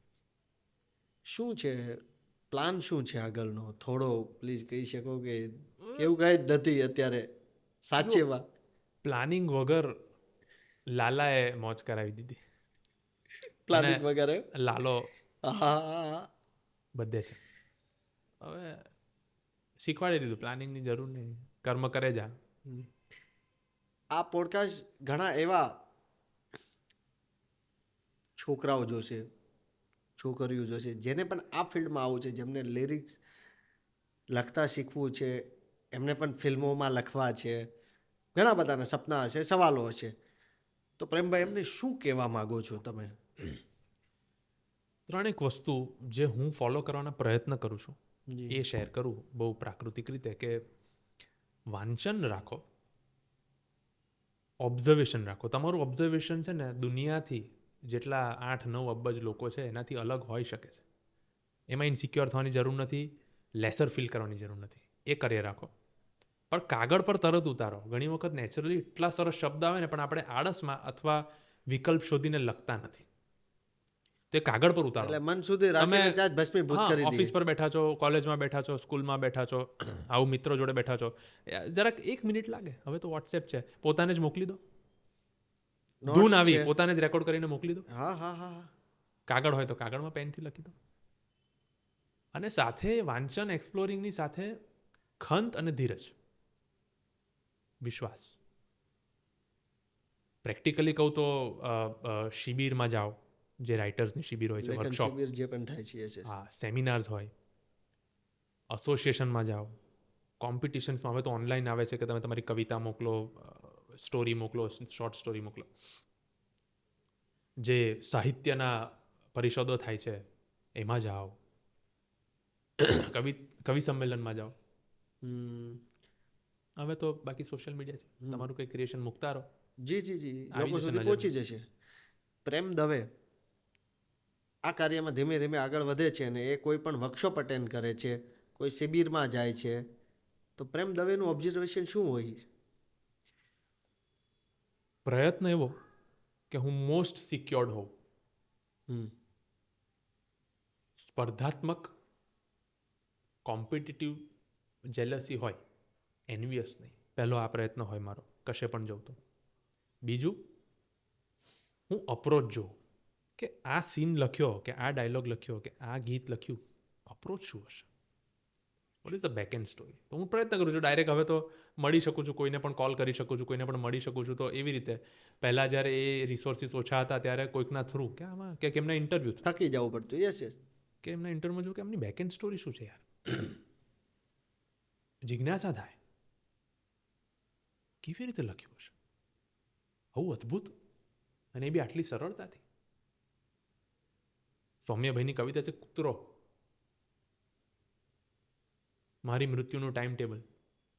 હા, આપણને શીર્ષક જોઈને એમ થાય કે શું હશે આમાં. તો કશે પણ જવું તો એવું થાય કે આ હમણાં જે કવિતા એમણે જે રિસાઇટ કરી, કે જે બોલ્યા, શું હોઈ શકે મિનિંગ, કેટલા મિનિંગ હોઈ શકે. પર્યા કરે, મળવાનું થાય તો સીધું પૂછી લો, અચ્છા આ શબ્દ તમે ક્યાંથી લાયા? ભાઈ આ તો છે ને જૂનો શબ્દ છે કચ્છ બાજુનો, કે આ જૂનો શબ્દ છે સૌરાષ્ટ્ર બાજુનો. તો અહીંયા ફિટ કરવાનો ટ્રાય કરું કે આ શબ્દ ક્યાંક હું ઉપયોગમાં લઈ શકું. ઇટિમોલોજી કરીને આવું પ્રયત્ન કરતો હોઉં છું. Nice nice nice nice. ભાઈ રિયલીમાં પોડકાસ્ટમાં બહુ મજા આવી. અને બહુ બધું આજે જાણવા મળ્યું, કેમ કે તમે એવું વિચારતા હતા અત્યારે હજી કીધું કે એમનું એટલું સરળ કેવી રીતના લખ્યું, એમની બેક સ્ટોરી શું હતો, ને આજે તમે જે સરળ લખ્યું ને એની બેક સ્ટોરી આજે અમે જાણી. Thank you so much. ખૂબ મજા આવી. અને હું બહુ અભિનંદનને પાત્ર છે આપનું આ પોડકાસ્ટ, કે આર્ટિસ્ટની આટલી એપ્રિશિએશન મળે છે, લોકો સુધી પહોંચાડો છો. ખરેખર મુદ્દાના સવાલ પૂછો છો પ્રદીપભાઈ. અરે ભાઈ, બાકી આમ તેમની ચર્ચા નથી હોતી. અને આપનું ખૂબ ઉત્તરોત્તર પ્રગતિ, ઉત્તરોત્તર એસ્ટાબ્લિશમેન્ટ અને ઉત્તરોત્તર શીખ તમને પણ મળે, લોકોને પણ મળે, એવી શુભેચ્છા સાથે હું અહીંયાથી વિદાય લઈશ. બહુ મજા આવી ભાઈ રિયલીમાં. અમારે ખાલી તમને, મને તો જ્યારે પહેલી રીલ તમારી એ જોઈતી ને, તમે શાયદ એ મનોરથ જીવની તમે એક રીલ મૂકી ત્યારે પેજ પર છે જી, એટલે મેં કીધું કે પોડકાસ્ટ બહુ જલ્દી કરવું છે, પણ ટાઈમનો અભાવ ને તમારું એક હેક્ટિક આખું સ્કેડ્યુલમાંથી ટાઈમ મળવો થોડો મુશ્કેલ તો હતો જ. એટલે ટીમને વાત થઈ ગઈ હતી કે કરવું છે, મેં ફાઇનલી આજે ટાઈમ મળી ગયો એટલે અમે ભગવાનને પ્રાર્થના એ જ કરીએ છીએ કે નવા આવા વર્ષની આવી શરૂઆત. નવી શરૂઆત અને બહુ મજા આવી. અમારે જે એ લોકો સુધી પહોંચાડવાનું હતું ને એ અમે અત્યારે પહોંચાડી દીધું. Thank you. બસ તો હું શું કે વર્થ તમને લાગ્યું તો એ મારા માટે એનાથી મોટું કંઈ એપ્રિશિએશન નથી. અને જેટલા લોકો જોઈ રહ્યા છે મારી ટીમ વતી ખુદ મારા વતી અમે અઢળક શુભેચ્છા અને શુભકામનાઓ આપવા માંગીએ છીએ વર્ષના પહેલા જ દિવસે 2026ની સવારે કે બસ સ્વસ્થ રહો અને બસ જે તમારી સ્માઇલ છે ને જે હસો છે ને બસ એટલું જ મસ્ત કામ કરો. થેન્ક ખૂબ યુ. ખૂબ આભાર તમારો અને પ્રેમભાઈ. હું પણ એવું કહીશ કે તમે સ્વસ્થ રહો, વ્યસ્ત રહો અને મસ્ત રહો.